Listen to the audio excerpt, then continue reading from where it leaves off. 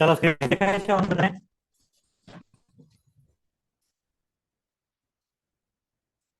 આપણે સ્ટાર્ટ કરવાનું વૈદિક પીરિયડ ઓફલાइन।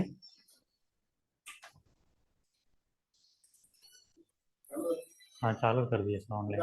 हाँ कर दो।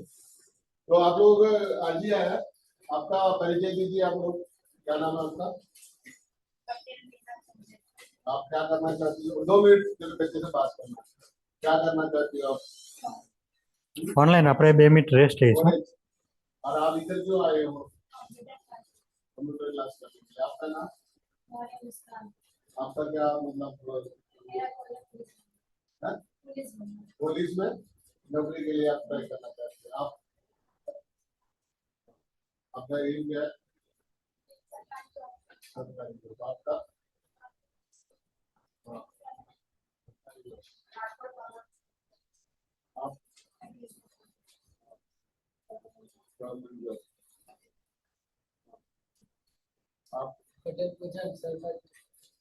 आप आप सरकारी जब सबको मिलना चाहते हैं। आपको कोई पिक्चर देखना है, आज कोई बनाया पिक्चर रिलीज हुआ है, आपको पिक्चर देखना है। आप क्या करोगे वो पिक्चर देखने? पार्टिसिपेट मस्ट कर। क्या करोगे आप?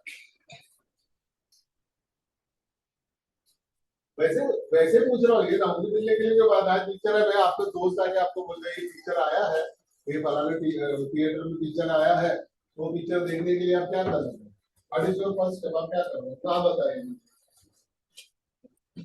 टिकट्स कैसे देगा? टिकट कैसे मिलेगा? ऑनलाइन मिलेगा। ऑनलाइन ट्रांसलेशन के लिए क्या चाहिए? टिकट कहाँ से खरीदोगे आप? दोनों है, लेकिन आप कोई भी एक चुन लो। ऑनलाइन चुन लो या ऑफलाइन चुन लो। मान लीजिए आप ऑफलाइन चुन लिया तो क्या करोगे आप?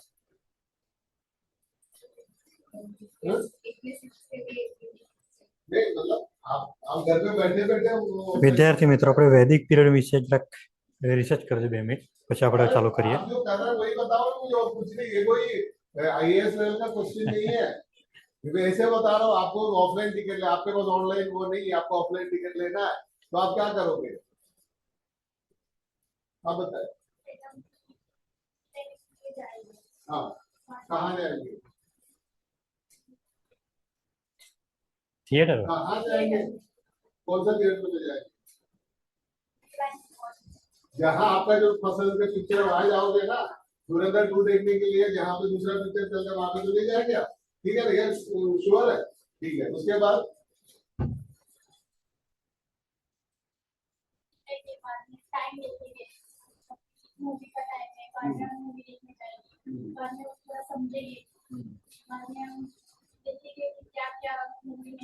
ठीक है, कोई बात नहीं। आपने टिकट ले लिया, टिकट का शो है, शो टाइम है 1 बजे से 3 बजे तक, फिर 1 बजे से 4 बजे तक। तो आप 4:30 बजे जाओगे पिक्चर देखने के लिए? तो पिक्चर देखने के 4:30 बजे जाओगे कि 1 बजे से पहले जाओगे? पहले जाओगे, नहीं तो फिर आपको एंट्री नहीं मिलेगा, है ना? ये क्लियर है? एक पिक्चर देखने के लिए कुछ चीज आप लोगों को करना पड़ता है। वैसे हम ये चीज को अपने नौकरी से रिलेट करते हैं। ये चीज को आपको जो सरकारी नौकरी का सपने के साथ हम रिलेट करते हैं। We are relating this. आपको पिक्चर देखना था, पिक्चर देखने के लिए पहले आपने क्या किया?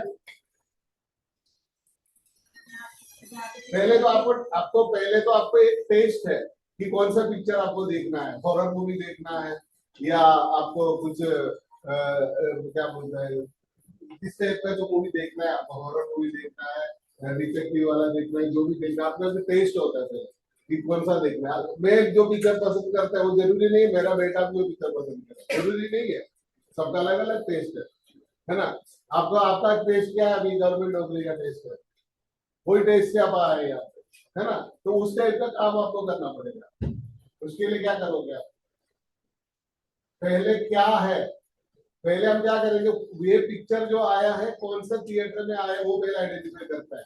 तो हम लोग को आइडेंटिफाई करेंगे मुझे करना क्या है। तो ये किसी ने आइडेंटिफाई किया कि मुझे पुलिस में जाना है। पुलिस में जाने के लिए कौन सा पोस्ट में मैं जाऊँ? पीएसआई। पीएसआई का क्वालिफिकेशन क्या है?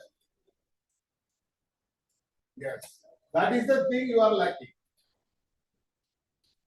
लेकिन आपको क्लियर था राहुल राज मॉल में जाना है। राहुल राज मॉल कहाँ पे है, लोकेशन आपने नहीं आया तो आपने लोकेशन ढूंढ लिया, वहां पे पहुंच गया, आपने टिकट ले लिया, पिक्चर देख लिया, दूसरे दिन कॉलर पे बोल दिया मस्त पिक्चर है, बोल दिया कि नहीं बोल दिया। यहाँ पे आपको है, अरमान है, लेकिन यू आर नॉट क्लियर। मैं आपका कमजोरियों को हाईलाइट नहीं कर रहा हूँ बेटा, ऐसा नहीं कि आपको कुछ नहीं आता है साबित करने के लिए मैं भाषण नहीं कर रहा हूँ। मैं बोल रहा हूँ कि मुझे भी कहाँ जाना है, उसके लिए क्या करना है, उसका आइडिया नहीं है, तो हम करें कैसे। यस, तो पीएसआई के लिए क्या क्वालिफिकेशन चाहिए वो पहले आप पढ़े लिखे को पता चला, ग्रेजुएशन चाहिए, आप ग्रेजुएट है तो यू शुड बी ग्रेजुएट होगा, है ना। दिस इज कॉल्ड फोकस, इसके बिना कुछ नहीं होगा। आज मेरा तबीयत ठीक नहीं है, मुझे विजय शाह के बोले बच्चे से थोड़ा बात करो, मुझे अच्छा ही नहीं लग रहा है बात करने में, लेकिन आप लोग इतने अच्छे से मेरे को सुन रहा है ना, मुझे अंदर से एक एनर्जी आ गई आपसे कुछ बात करने की। ये होता है बेटा, बहुत सारी चीज, अरे मारा दी ना है वो काम आपने मेहनत करવાનું, अब बाजू वाला तो કેટલી વાર મહેનત કરી છે આનો તો થયું જ નથી, મારે મારા હું કામ આપણે ટાઈમ બગાડવાનું, ऐसा सोचता है ना कभी हम लोग, नहीं सोचते थे। उससे नहीं हो तो हम क्या कर रहे हैं इसके लिए, हैं? वो 15 रोटी खाता है, आपने कहा था 15 रोटी खाने का खाते होंगे ना, अपने लोग को ये सब बगासुर मिलेगा ना, 15 रोटी 10 रोटी खाने वाला। हम जरूरी नहीं हम भी 15 रोटी खाए, नहीं खा पाएंगे। उसको करेला पसंद होगा, मुझे नहीं पसंद है, नहीं पसंद हो तो नहीं पसंद है, नहीं खा लो। हम ऐसा ऐसे कॉम्प्रोमाइज करता है। वो डेली मंदिर जाता है, अरे मुझे मंदिर नहीं जाना है, मैं नहीं जाऊंगी, इसमें आप क्या हो। वो जो भी करता है अपने को थोड़ी करने का, वो अपने हिसाब से करेगा, हम हमारे सब, वो हर चीज पे करना चाहिए वो। तो दो चीज आपको मैं बोलता हूँ, पहले तो आपको जो भी बनना है, आपको ज्यादा भाषण नहीं देना चाहता हूँ मैं, आपको जो भी बनना है उसको पहले आप फोकस करो कि मुझे ये मेरा लक्ष्य है, दिस इज माय एम। उसके लिए मुझे क्या करना चाहिए, क्या क्वालिफिकेशन अपनाना चाहिए, what qualification I have to acquire to get my goal, that you have to identify first. उसके लिए आप ट्राई करो। उसके बाद क्या करोगे, ग्रेजुएट होकर बैठ जाओगे, पीएसआई बन घर से आएगा पीएसआई का वो नहीं है। मैं आप लोगों का मजाक नहीं उड़ा रहा, बिलीव मी, ये सत्य है, सच है ये। कोई अपने को ढूंढ के नहीं आता अपने घर पे, वी हैव टू सर्च, बाहर निकलना पड़ेगा, सर्च करना पड़ेगा तभी मिलेगा। अभी तो आपको बाहर तो नहीं निकलना पड़ेगा, आपको ऑनलाइन भी सर्च कर सकते हैं। और कभी भी मैं आपको आपको आज आप निश्चय करो, कभी भी आपको जो मन में होता है ना वो कीजिए, पहले दूसरे के नाम पे मत जाइए। मुझे देखो, आपका मतलब प्रोग्रेस में, आपको आपका कामयाबी में किसको इंटरेस्ट है, आपका माता पिता को इंटरेस्ट है कि बाजू वाले को इंटरेस्ट है, किसको इंटरेस्ट है बताइए ना, किसको आप बताइए, तो किसी का भी नाइबर को आपको उन्नति में इंटरेस्ट है, मेरे को बताओ,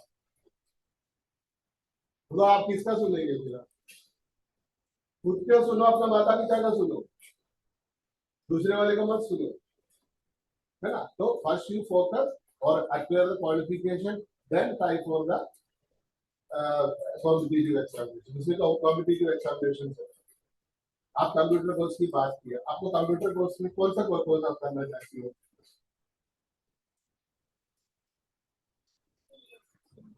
ट्रिपल सी से क्या करना चाहते हो,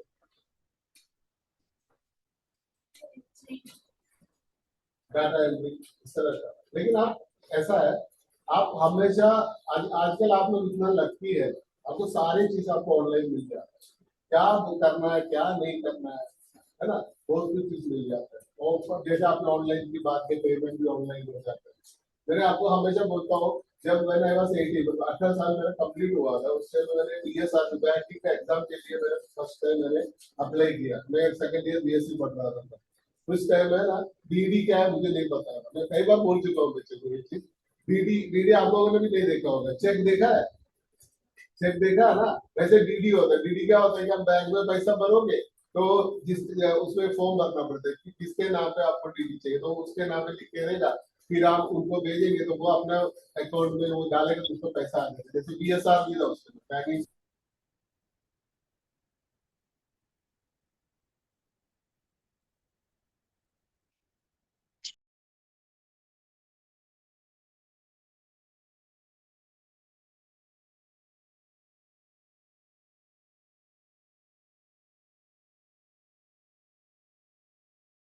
आप बिलीव कर सकते, मैंने किया है, मुझे लगा कि कोई डीडी है, बेवकूफी करते हैं लोग, मैं भी किया है, सब लोग करते ही आया है, बहुत गलती करने से अपने को सही समझ में आ जाता है, ठीक है। तो आज पहले मैं आपको ये बोलता हूँ, आपका फोकस आज फिक्स करो, आज के दिन, आज 1 अप्रैल 2026 है, आज के दिन आप अपना फोकस फिक्स करो। फिक्स करने के बाद उसके लिए मुझे क्या करना है लिखो, आप लिखना है तो ये करो, आज मेरा ये गोल है, आज उसके लिए मुझे क्या क्या करना है, उसके लिए मुझे मतलब क्या क्वालिफिकेशन अपनाना है, कौन सा एग्जाम करना है, कौन सा ये करना है, उसके बारे में आप एक लिख के रखो, फिर फोकस करो। आप 2028 के अंदर कामयाब नहीं हुआ तो मुझे बताओ। हाँ, क्वालिफिकेशन में जैसे आप ग्रेजुएट नहीं, तो ग्रेजुएशन का 3 महीना 3 साल लगता है, वो लगता है ठीक है, आप ग्रेजुएशन के लिए 3 साल लगता है तो लगता है, लेकिन इसके दरमियान भी आपको आपका 12वीं के हिसाब से जो भी एग्जामिनेशन, स्टाफ सिलेक्शन का, और बाद में इनका क्या बोलते हैं स्टेट लेवल का भी जो होता है, बोर्ड में एग्जाम होता है, एसएमसी में एग्जाम होता है, बाकी आपका कौन सा जीपीएससी वाले जो भी एग्जाम्स होता है, उसके बारे में जानो, कहाँ से मिलेगा, ये लोग आपको बताएंगे कि कहाँ कहाँ कौन सा वेबसाइट पे जाके आपको देखना है, उसको देखो, अप्लाई करो, जाके एग्जाम देके आ जाओगा, क्या जाता है एग्जाम देके आने में, मतलब 0 मार्क मिलेगा, क्या बुरा से बुरा क्या होना है, 0 मार्क मिलेगा, इससे बुरा तो कुछ होना नहीं है, माइनस तो है नहीं उसमें, लेकिन वहां पे जाके आपको माहौल कैसे प्रेजेंट करना है, क्या करना है, उसका एक्सपीरियंस आपको जरूर मिल जाएगा, वो एक्सपीरियंस से आपको काम करना है। चाहे मैं आपको बोलूं जितने भी जो यहाँ बैठे हैं वो सब कामयाब होंगे, क्योंकि आप मुझे ऐसा सुन रहे हैं कि जैसे कि आप कुछ सुनना चाहते हैं, आपको किसी ने आज तक बताया नहीं है, ऐसा आप सुन रहे हैं मेरे से, क्योंकि मैं फील कर रहा हूँ अंदर से, मैंने बताया ना मेरी तबीयत ही ठीक नहीं है, फिर भी मैं इतना एनर्जी इसके लिए बात कर पा रहा हूँ, बिलीव मी। आप लोग जिस इस तरह से अपना फोकस करो, उसके लिए मेहनत करो, जरूर आप लोग कामयाब हो, तो कभी भी आपको कोई भी काम की जरूरत है तो ये ऑफिस पर संपर्क करो।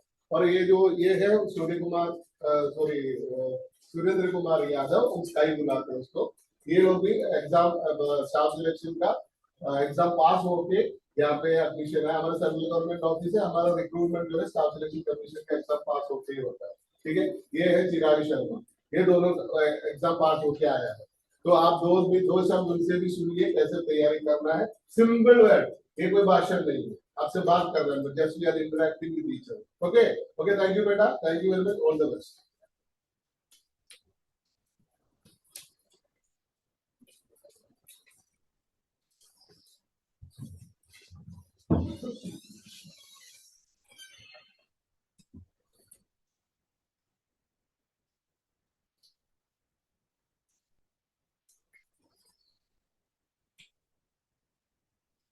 ચલો ઓનલાઈન ભલે આપણે ગમે એટલા જણા છો અત્યારે, બીજા લોકોને કહી દો ફટાફટ જોઈન થાય, અને આપણે હવે વાત કરવાની છે વૈદિક કાર્ડની.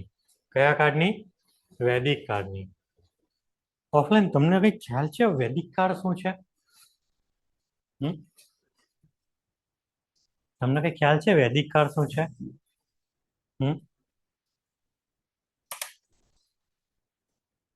કોઈ અંદાજો કોઈને કે વૈદિક કાર્ડ શું છે? ચાલો મેં કોઈક સવાલ પૂછું ઓનલાઈન તમને પણ અને ઓફલાઈન તમને પણ, શું છે વૈદિક કાર્ડ? ધ વૈદિક પીરિયડ એવું લખ્યું છે.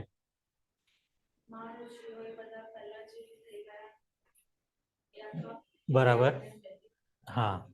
જો તમે સાંભળ્યો છે સાધુ, ઋષિ, મુનિ, સાધુ અને સંત, આ સાંભળ્યું નામ આટલું હે ને? આ બધા વ્યક્તિઓ અલગ અલગ છે. ઋષિ કોને કહેવાય, મુનિ કોને કહેવાય, સાધુ કોને કહેવાય અને સંત કોને કહેવાય, આ બધા વ્યક્તિઓનું કામ અલગ અલગ છે. બરાબર. પછી એક વસ્તુ તમે સાંભળ્યું હશે કે જે તે વ્યાસ, આપણે એમ સમજો કે રામાયણ, મહાભારત, પછી એમ સમજી શકાય કે ગીતા, બરાબર. પછી તમે સાંભળ્યું હશે ઉપનિષદો, વેદો, હે ને? કયા કયા વેદો છે આપણા? Rigveda, Yajurveda, yes, very good, હે ને? તો આ બધા વેદોની રચના ક્યારે થયેલી સાંભળજો, બરાબર. આ રચના ક્યારે થયેલી? તો કયા પીરિયડમાં? વૈદિક પીરિયડમાં, હે ને? હવે કેટલાકને મેં ટાઈમ લાઈન શીખવી હતી. શું શીખવ્યું હતું? Time line. હે ને? હવે ટાઈમ લાઈન કેમ કેમ શીખવાનું? તમે એક વસ્તુ સાંભળ્યું હશે ઓનલાઈન, તમે પણ જરા પાછા ધ્યાન આપજો બધા વ્યક્તિઓ. બરાબર, ફરી આપણે આવી જઈએ ટાઈમ લાઈન પર. તમને ખબર છે ઈસવીસન અને ઈસવીસન પૂર્વે એવું કઈ ખ્યાલ છે?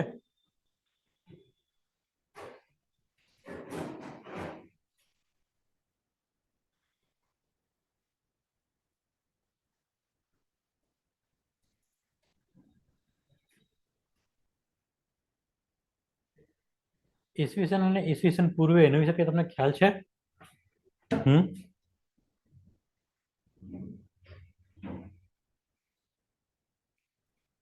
ચાલો, શરૂઆતથી હું તમને વાત કરું છું.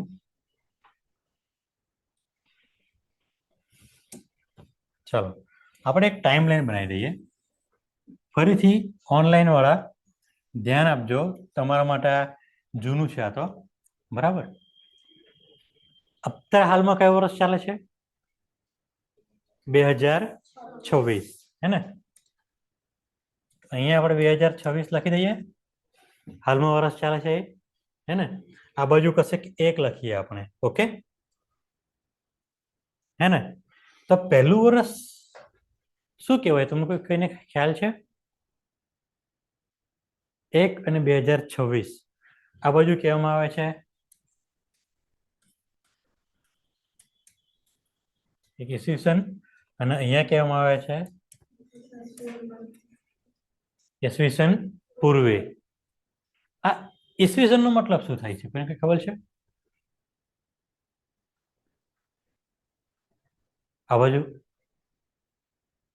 તમને બહુ મજા આવશે હવે સમજવાની. તમે જે ઇતિહાસમાં ભણી ગયા ને, સિંધુ ઘાટીની સભ્યતા, હડપ્પા, હે ને? આટલા વર્ષ પહેલા એમ તમે સાંભળ્યું હતું ને. હવે અહીંયા તમને ખ્યાલ આવશે ઈસવીસન મતલબ કે જે વર્ષમાં ઈસુ ખ્રિસ્તનો જન્મ થાય એને વર્ષ કયું માનવામાં આવે છે?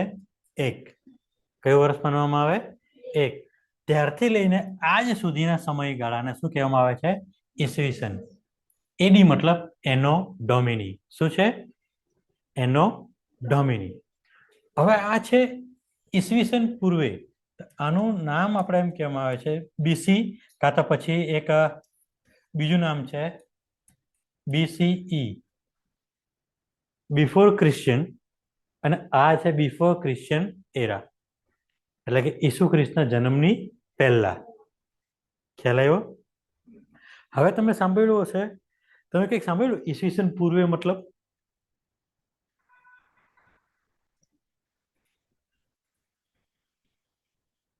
હલો, હા બોલ. આઈટીઆઈમાં છું, લેક્ચર લેવો છું. હા, 12 વાગે.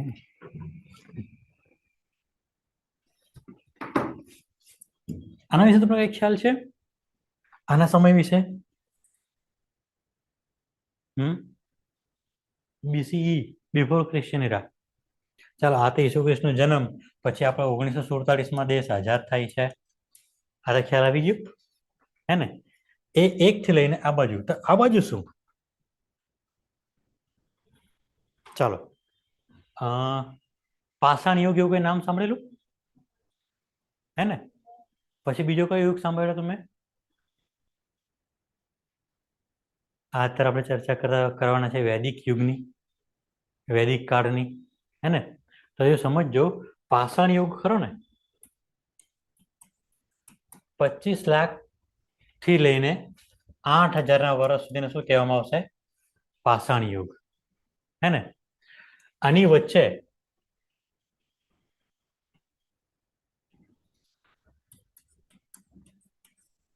પચીસ થી લઈને 10,000 આ વર્ષનું શું કહેવાય છે? નવા પાષાણ યુગ.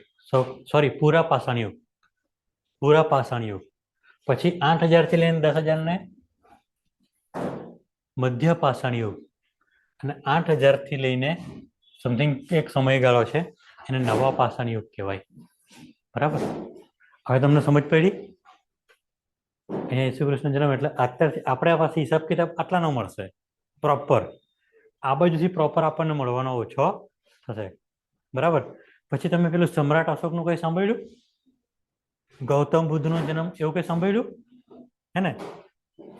ગઈકાલે ગઈ મહાવીર જયંતિ એના વિશે સાંભળ્યું હે ને? તો એ બધાનો જન્મ ક્યારે થાય છે? ઈસુ ખ્રિસ્તના સમયની પહેલા. ખ્યાલ આવ્યો? તો એને કયો પ્રયોગ કહેવાશે? ઈસવીસન પૂર્વે, બિફોર ક્રિશ્ચિયન એરા. સમજ પડી? હવે વૈદિક કાળ ક્યારથી ચાલુ થાય છે તમે એક વસ્તુ ખાસ જોજો.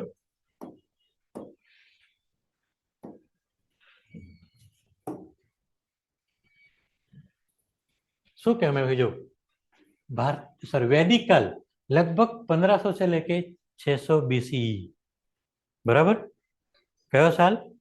1500 से લઈને 600 BCE है ने? હવે તમે ખાસ યાદ રાખજો કે આ સમયગાળો કયો કહેવાય?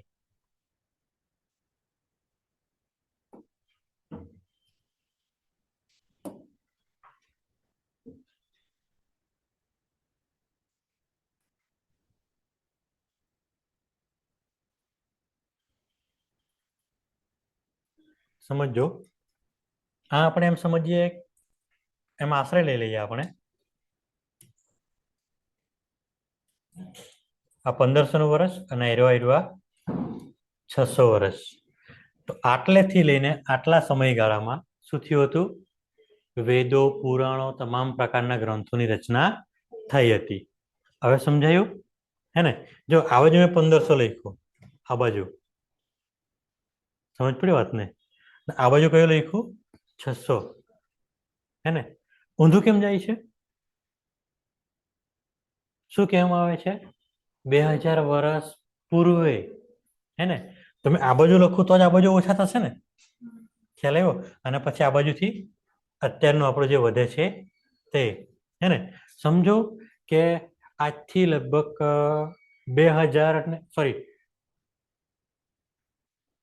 2500 વર્ષ પહેલા ગૌતમ બુદ્ધનો જન્મ થાય છે. તો 2500 કયા આવશે? ખ્યાલ આવ્યો હે ને? એમ સમજીએ આપણે. સોરી, આ પણ નહીં કહેવાશે.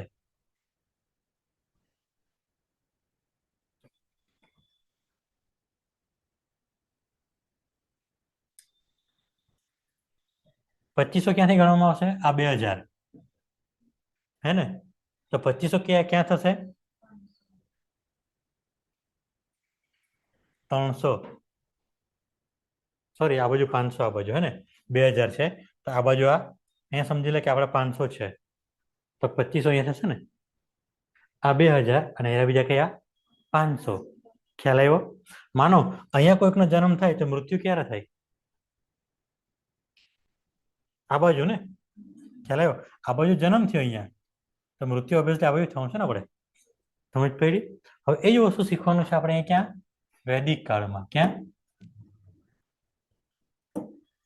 હવે समझो, वैदिक काल लगभग 1500 से लेके 600 BC बिफोर क्रिश्चियन एरा प्राचीन भारतीय इतिहास का एक बुनियादी युग है जिसकी पहचान वेदों की रचना और उत्तरी भारतीय उपमहाद्वीपों में इंडो आर्यन संस्कृति की स्थापना से हुई. इंडो आर्यन संस्कृति मतलब कोने कहेवामां आवशे?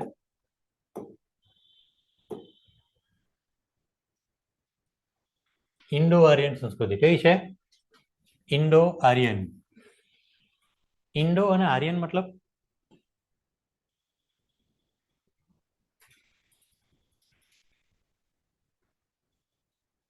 સમજો આ વાતને. કેમ બહુ ટોપ લેવલે હિસ્ટ્રી જોવા જઈએ ને આપણે, બહુ એકદમ ટોપ લેવલે, તો ભારતમાં કોણ ક્યાંથી આવ્યું સમજો વાતને. ભારતમાં કોણ ક્યાંથી આવ્યું?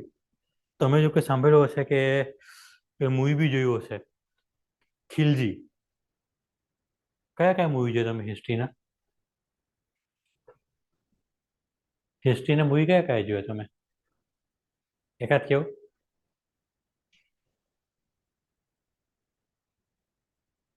કોઈને કઈ ખ્યાલ?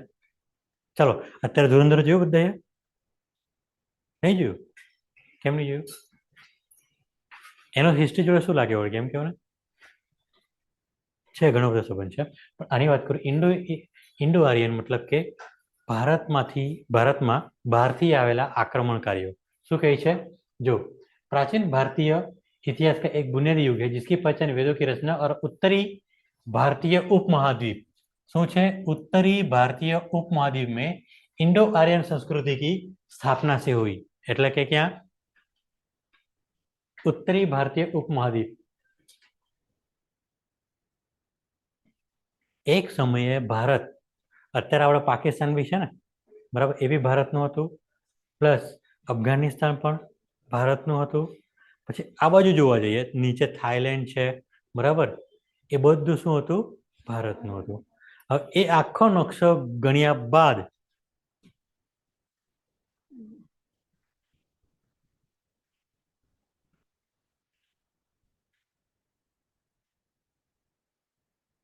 જો તમને બતાવું છું, ધ્યાન આપજો. દેખાયું હવે આવી આટલું? બરાબર. આ બાજુ જે બધી દેશો છે ને, આ બાજુ, બરાબર, એ પણ શું હતા? પહેલા એક અખંડ ભારત હતું. ધીમે ધીમે સમય જતા બધા છૂટા પડ્યા દેશો આપણાથી. કેમ? ભારતને પાકિસ્તાન 1947માં અલગ થયા, તેમ આ બાજુના મ્યાનમારથી લઈને આ બાજુના દેશો પણ બધા શું થયા હતા? અલગ થયા વર્ષો પહેલા, બરાબર. આ બાજુથી બધા આક્રમણકારીઓ શું એવા હતા? ભારતમાં એવા. ઉત્તરી યુગ એટલે કયો કહેવાશે? उत्तरी भारतीय उपमहाद्वीप मतलब કે આ ભાગને ઉત્તરી ભારતીય ઉપમહાદ્વીપ કહેવામાં આવશે. ગંગા કિનારે આ બાજુ શું શું આવ્યું? મને કોઈ કહેશો? મથુરા, બરાબર, આવ્યું કે નહીં બધું? ગંગા નદી કિનારે જેટલા એ બધી દિવસ, તો એ બધા ઋષિ મુનિઓના સમયના સામે, એટલે કે વૈદિક કાળમાં. એટલે વૈદિક કાળ આ સમયમાં આ એરિયામાં વૈદિક કાળ સમયે ઘણા બધા તપસ્વી મુનિઓ બધા થયા અને ત્યારે બધું આખું રચનાઓ કરી. ચાલો એક બીજી વાત કરીએ આપણે.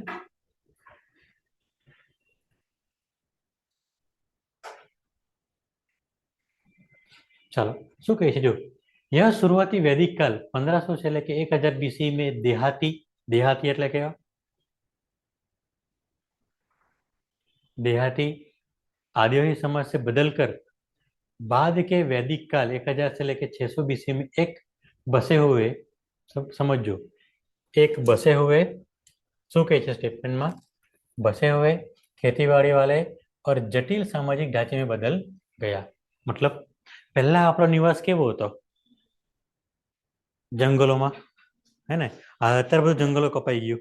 એની પહેલા આપણે ક્યાં રહેતા હતા? બધા દાદા લોકો, દાદાથી લઈને પરદાદા લોકો ક્યાં? જંગલોમાં. ધીમે ધીમે વસવાટ આપણે ક્યાં ચેન્જ કર્યો? આ બાજુ આવ્યા. ખ્યાલ આવ્યો ને? એટલે પછી ધીમે ધીમે સિટીમાં થઈ ગયા. આ વસ્તુ અહીંયા વાત કરી છે, બરાબર. તે સમયે બી સિટીઓ હતી, તેને નગર કહેવામાં આવતું. શું કહેવામાં આવતું હતું? નગર. હવે वैदिक काल की खास बातें साहित्यिक आधार, मतलब કે ખાસ વાતો, પણ એનો આધાર કયો? સાહિત્યો, એટલે કે ચોપડાઓ. શું? ચોપડાઓ.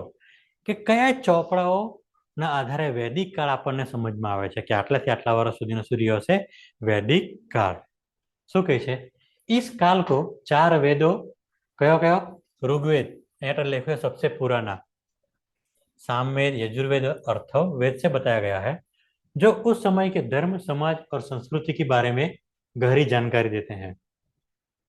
एक बीजी बात કે સમજો, આ બધા વેદો, આ તો બધા આપણા જ્ઞાનના લગતા વેદો થયા, હે ને? હવે અમુક જે આપણા ધાર્મિક ગ્રંથો, ધર્મના ગ્રંથો,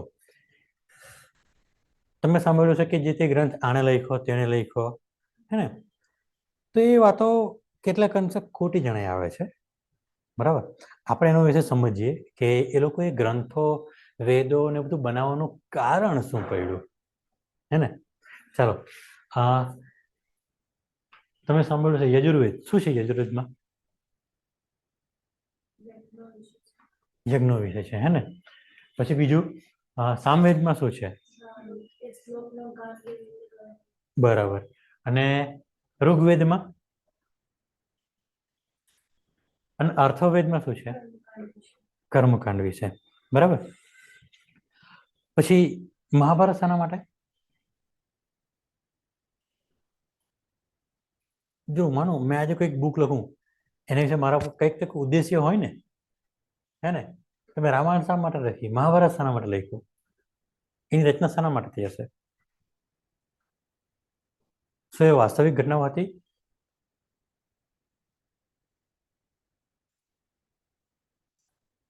હિન્દી ગુજરાતી અમને હિન્દી ગુજરાતી કયું ફાવશે? વાંધો ને.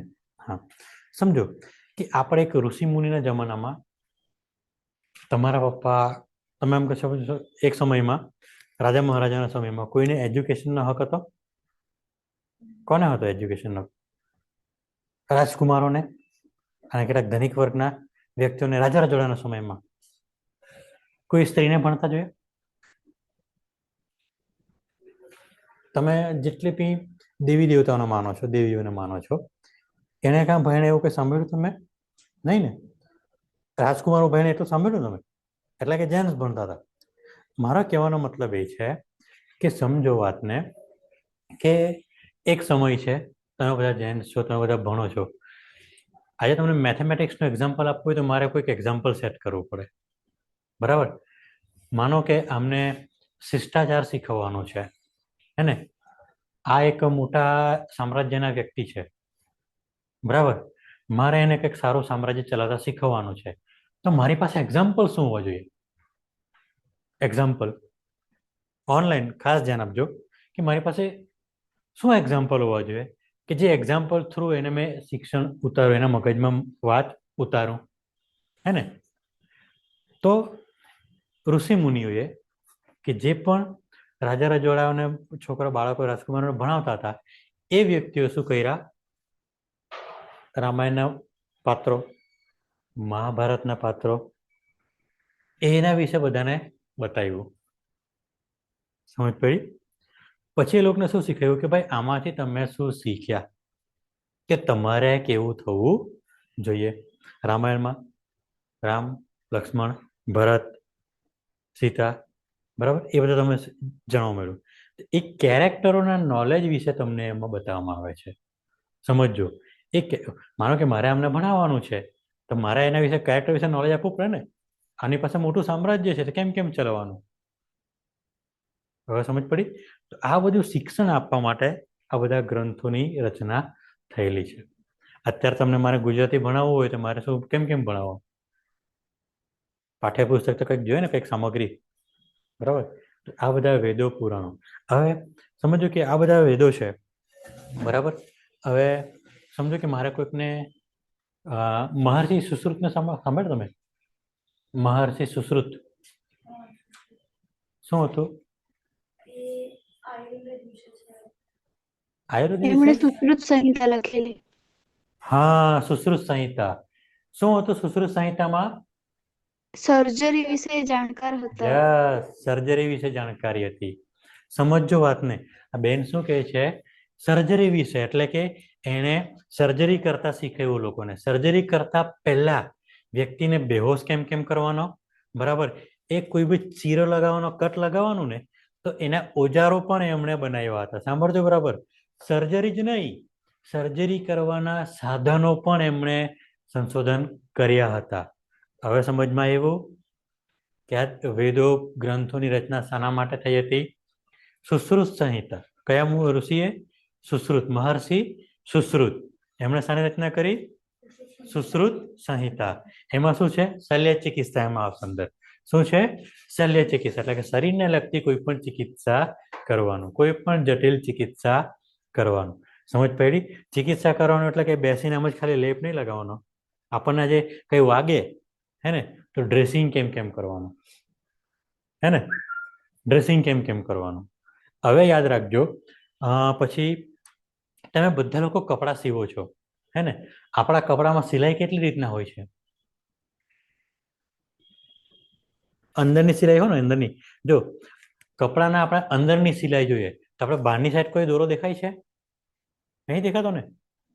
તો ટાંકા પણ એવી રીતના લેવામાં આવે કે બહાર ખાલી આપણને એક જ સાઈડ દોરો દેખાય, બીજી સાઈડ દોરો દેખાય નહીં. ખ્યાલ આવ્યો? સમજ પડી વાતને મારી, હે ને? તો એ બધા અલગ અલગ પ્રકારે કેમ કેમ ટાંકા લેવાના. આજે મને કે મેં એક્સિડન્ટ થઈ જાઉં, મારો હાથ તૂટી ગયો, છૂટો થઈ ગયો, બરાબર, તો એને પ્લાસ્ટર કેમ કેમ કરવાનું, ઉપરથી ચામડીના ટાંકા કેમ કેમ લેવાના. બિલકુલ છૂટો છે હાથ મારો, બરાબર, તેને જોડવાનો કેવી રીતના, બરાબર. તો આ બધી વસ્તુઓનું શલ્ય ચિકિત્સા સુશ્રુત સંહિતામાં એમણે બતાવ્યું હતું. પોતે ઓપરેશન બી કરતા હતા, બધું કરતા હતા, વ્યવસ્થિત લખતા બી હતા. એના પરથી જ આજે ટોટલી બધા ઓપરેશનો થાય છે. સમજ પડી? હે ને? આ વસ્તુ ખાસ યાદ રાખવાની છે. ઓનલાઈન તે દિવસે તો આપણને ઓછો સમયગાળો મળ્યો હતો, હવે આપણી પાસે ફૂલ સમય છે. હે ને? તો આપણે એ રીતના ચાલીશું કે થોડું વધારે નોલેજ મળે. ચાલો, મને કોઈ જણાવશો? ચાલો, નેક્સ્ટ ટોપિક આપણો છે, મેં અલગ અલગ તમને વાત કરી હતી, ઋષિ મુનિ સાધુ અને સંત. હે ને? એ બધા વચ્ચે ડિફરન્સ શું? ઓકે, તો તમને એના કામ ખબર પડશે. આપણે અત્યારે જોઈએ શું કહે છે, अर्थव्यवस्था बताया गया है जो उस समय, ये क्लीन लखવામાં આવે છે, जो उस समय के धर्म, समाज और संस्कृति के बारे में गहरी जानकारी देते थे. શું આપતા હતા તે? એ ગ્રંથો શું આપે છે? ખાલી જો સત્યતાની પુષ્ટિ કરતું નથી. શું લખવામાં આવે છે? જો ઉસ સમય કે ધર્મ, એટલે એ સમયમાં ધર્મ શું માનતા હતા, સમાજ કેવો હતો અને સંસ્કૃતિ એ લોકોની શું હતી, એના વિશે અદ્યતન આપ્યું છે. હવે આપણે એક વસ્તુ એક્ઝામ્પલ તરીકે લઈએ કે મહર્ષિ સુશ્રુતના સમયનો, એમની જ એક વાત કરીએ. હે ને?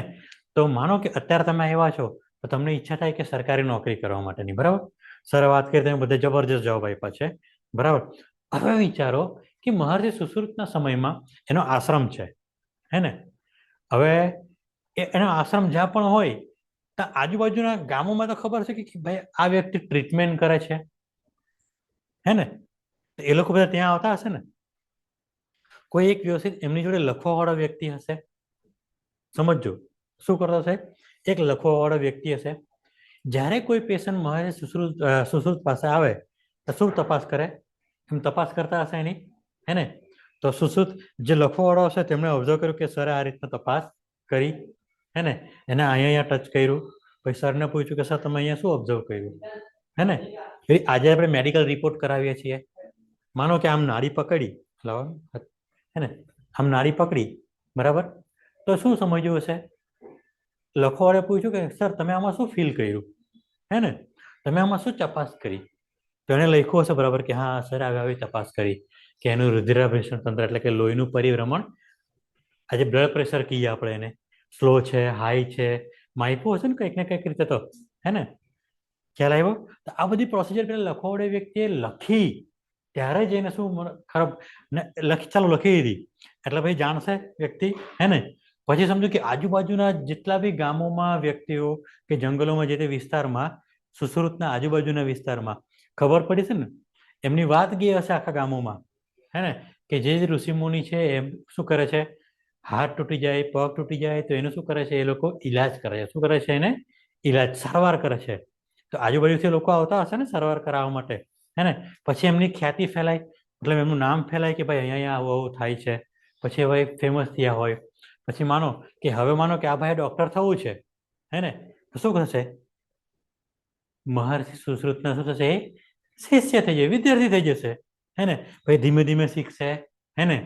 પછી વિચારજો, ડોક્ટર તો ખાલી થઈ ગયા, ઈલાજ કરતા થઈ ગયા, તો પછી બીજું ફાર્મસી. શું છે? ફાર્મસી. કયા વેદમાંથી? આયુર્વેદ. હે ને? હવે સમજ પડી? હવે જો એક તો ડોક્ટર અને એક બીજો ફાર્માસિસ્ટ.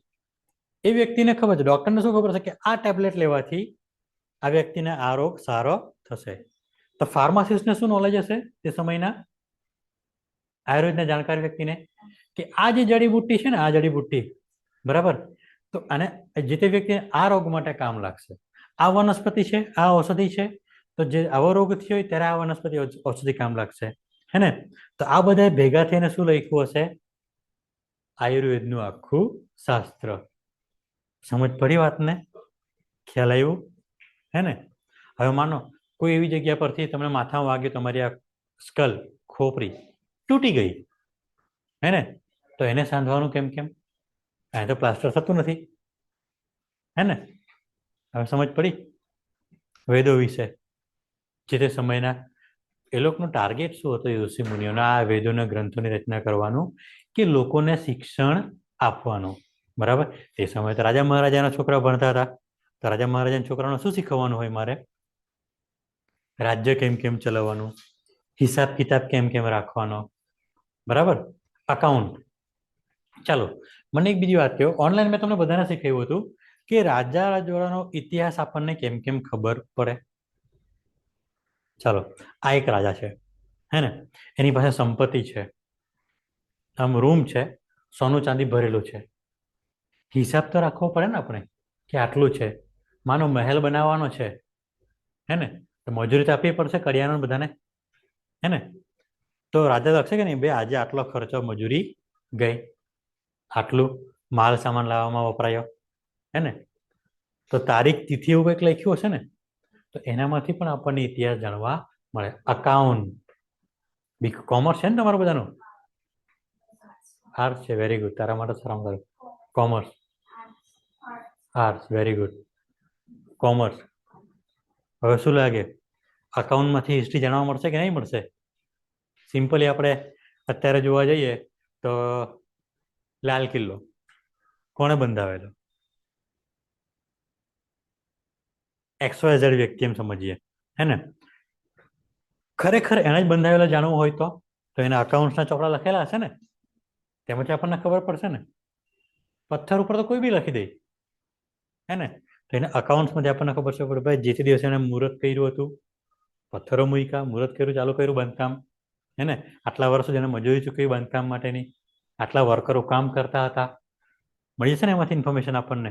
હવે સમજ પડી બધાને? ઓકે, ચાલો હજુ આગળ જઈએ. શરૂઆતી વૈદિક સમાજ લગભગ 1500 BC છે 1000 BC, એટલે કયું? 1500 સાલથી લઈને 1000, 1500 અને પછી રિટર્ન આવ્યા ક્યાં? 1000 સુધી. जियोग्राफी, ज्यादातर संपत्ति सिंधु 7 नदियों की जमीन, सिंधु मतलब कई?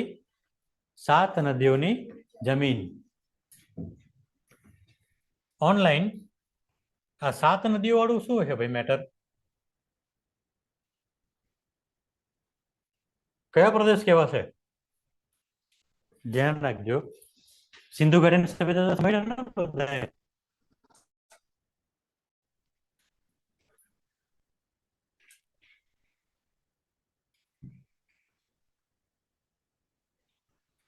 આ જે ભાગ દેખાય છે ને અત્યારે, આને શું કહેવાશે? સિંધ પ્રદેશ. કયો કહેવાશે? સિંધ પ્રદેશ. કઈ કઈ નદીઓ?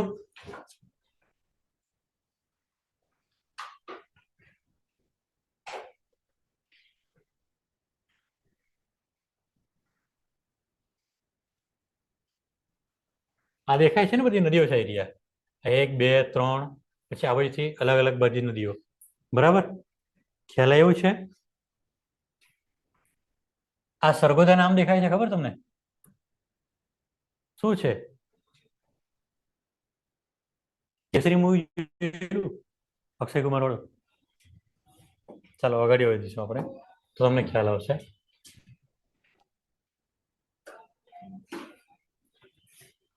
શું કહે છે? જો 7 नदियों की जमीन इलाके में बसा हुआ था समाज आदिवासी और पशुपालक. શું હતું? આદિવાસી ઓર પશુપાલક. બીજી વાત, હવે આ સમયમાં જો પાષાણ યુગમાં શું હતું, થોડું તમને શોર્ટમાં વાત કરું. શરૂઆતમાં એ લોકો શિકાર કરીને ખાતા હતા, હે ને. હવે એ લોકોની કેપેસિટી કેવી? 100 કિલોમીટર તો રનિંગ કરતા, ખાલી એમ, બરાબર, શિકાર કરવા માટે દોડતા ભાગતા. તો એક જગ્યાથી બીજી જગ્યા ઉપર ફરતા રહેતા હતા. અને એ લોકોનું જીવન કેવું હતું? ઘુમંતું જીવન, એટલે કે એ જગ્યાથી બીજી જગ્યા પર ટ્રાન્સફર થતા રહેતા હતા. માનો શિયાળાનો સમય આવે તો થોડોક એવા પ્રદેશમાં જતા રહે કે જ્યાં થોડીક ગરમી લાગતી હોય, હે ને. જ્યારે ગરમીનો સિઝન આવે ત્યારે એવા સમય એવા જગ્યા પર જશે કે જ્યાં એ લોકોને થોડીક ઠંડી મળતી હોય. અને ચોમાસાની ઋતુ આવે ત્યારે કોઈક એવી જગ્યા પર જતા હોય કે જ્યાં વરસાદનો પ્રમાણ ઓછું હોય, માપનું હોય, હે ને. અને સાથે પોતે પશુઓ રાખતા હતા, હે ને. પછી પાષાણ યુગના અંતમાં એ લોકો ખેતી કરતા શીખ્યા. ખેતી કરતા શીખ્યા એટલે આજે એક જગ્યા પર ખેતર રહે એટલે ત્યાં એ લોકોએ સ્ટેબલ રહેવું પડે, એટલે સ્થાયી જીવન જીવતા થઈ ગયા હતા. એટલે હવે આવે છે સમય આ લોકોને એવો કે શું કહે છે? समाज आदिवासी और पशुपालक जिसमें मवेशी, गाय, पैसे का मुख्य जरिया थे मतलब શું કહેવામાં આવે છે ऑनलाइन जिसमें मवेशी गाय पैसे का मुख्य जरिया थे मतलब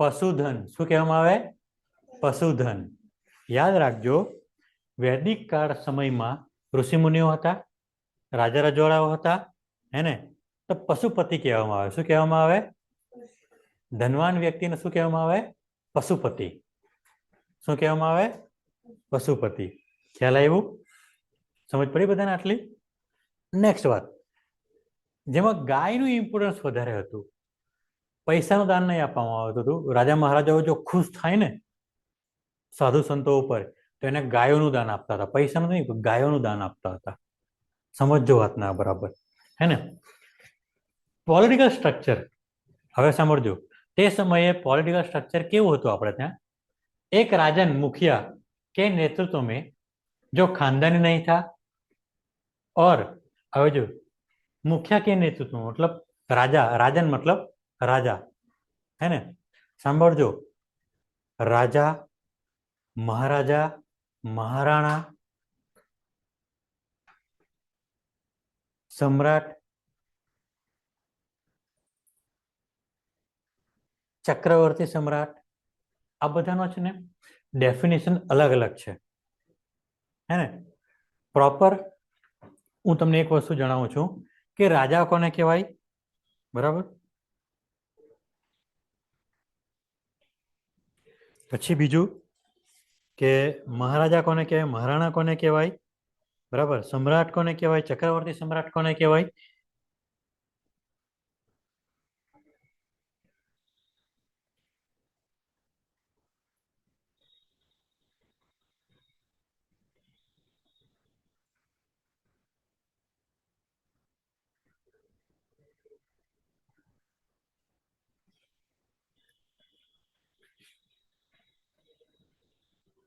समझो कि 10 થી 15 ગામનો જે મુખ્ય હોય ને એને શું કહેવામાં આવતું રાજા કહેવામાં આવતું હતું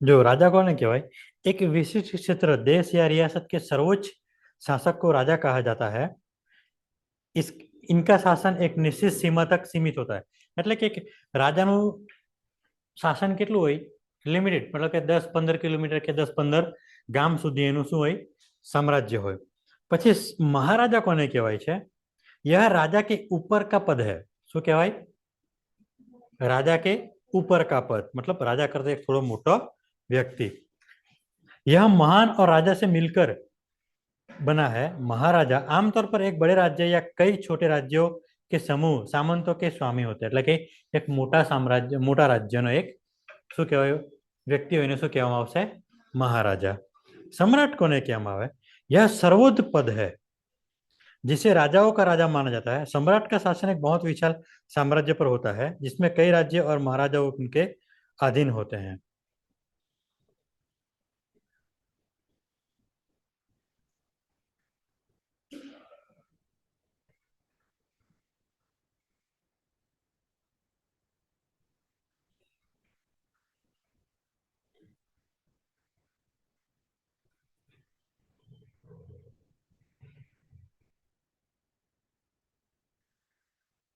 जो जो डीप में आपे छे राजा एक राज्य के प्रमुख होते हैं वे एक शासक होते हैं और अपने राज्य की सत्ता का प्रबंध करते हैं राजा अपने राज्य में सत्ताधिकारी होते हैं और उनका शासन उनके परिवार के सदस्यों के बीच विरासत में चलता है बराबर हूँ तमने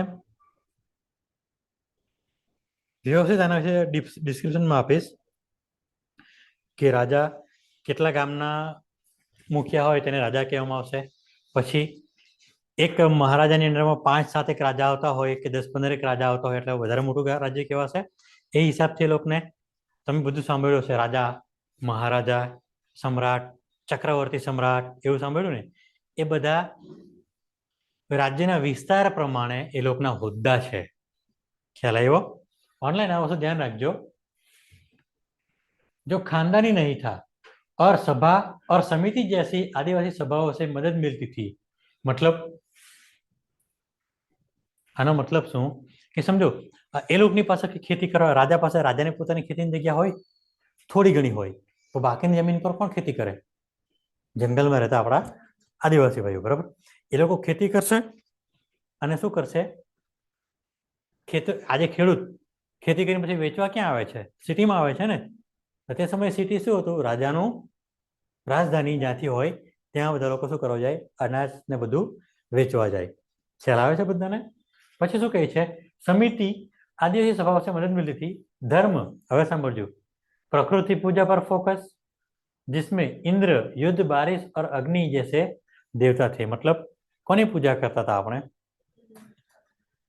બરાબર, એ તો નામ આપ્યા છે. મુખ્ય દેવતાઓ કયા? કે આપણી જમીન, બરાબર. તમે એક વસ્તુ મેં તમને આજે એક સામાજિક રીતે બીજું એક્ઝામ્પલ આપું છું. ઓનલાઈન સાંભળજો ખાસ. જ્યારે વરસાદ પડે, 2-3 વરસાદ પડી જાય ને પછી એક ઘાસ ઉગે આપણો, ઘાસ, બરાબર. ઘાસ નાનું હોય, નાનું આટલું અડધા ફૂટનું જેવું. તો ત્યારે એક પૂજા કરવામાં આવે ગામોમાં, નાંદરવા દેવની પૂજા એમ કે, બરાબર. નાંદરવા દેવ એ શું છે તમને કહું કે નવું ઘાસ ઉગે ને એની પૂજા કરવામાં આવે. ઘાસ એટલે કે ઘાસ કોણ ખાય? પાલતુ ગાય ભેંસ ખાય, બરાબર. પછી એના જે વેસ્ટેજ હોય, મતલબ કે નિકાલ ટોયલેટમાંથી આપણે શું કરીએ છીએ? ખાતર ને બધું કરીએ છીએ, દૂધ લઈએ છીએ, ત્યાંથી આપણું જીવન સ્ટાર્ટ થાય, બરાબર. પછી એ તો ઘાસની વાત થઈ ગઈ. પછી આપણે જે ખેતીવાડી કરી હોય, ખેતી ક્યારે સ્ટાર્ટ કરીએ આપણે? ખેતી ક્યારે સ્ટાર્ટ કરીએ? સમજો કે તમારી પાસે અત્યારે મોટર કે એવું કશું છે નથી, હેન્ડપંપ એવું કશું નથી, તો આપણે શું કરતા? ચોમાસા પહેલા ખેતી કરતા હતા. ચોમાસું આવે એની પહેલા શું કરીએ? આપણે ખેતર ખેડીને રેડી રાખીએ. ચોમાસું આવે એટલે શું કરીએ? એમાં બીજ આપણે નાખીએ. ખ્યાલ આવ્યું? આ સિસ્ટમ હતી. ઓનલાઈન બીજી એક વાત કરીએ. સમજો કે એક કાળ હતો, વૈદિક કાળની જ વાત કરીએ.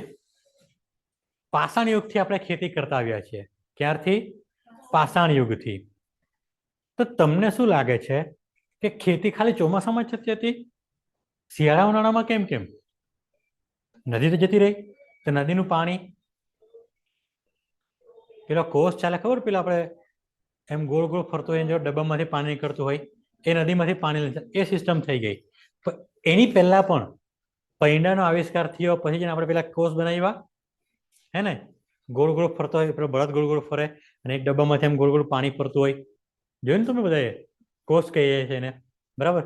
તો એ તો પૈંડાનો આવિષ્કાર થયો પહેલા થયો ત્યારે, બરાબર. ને બધા પાસે જ બધી સગવડ હતી નહીં.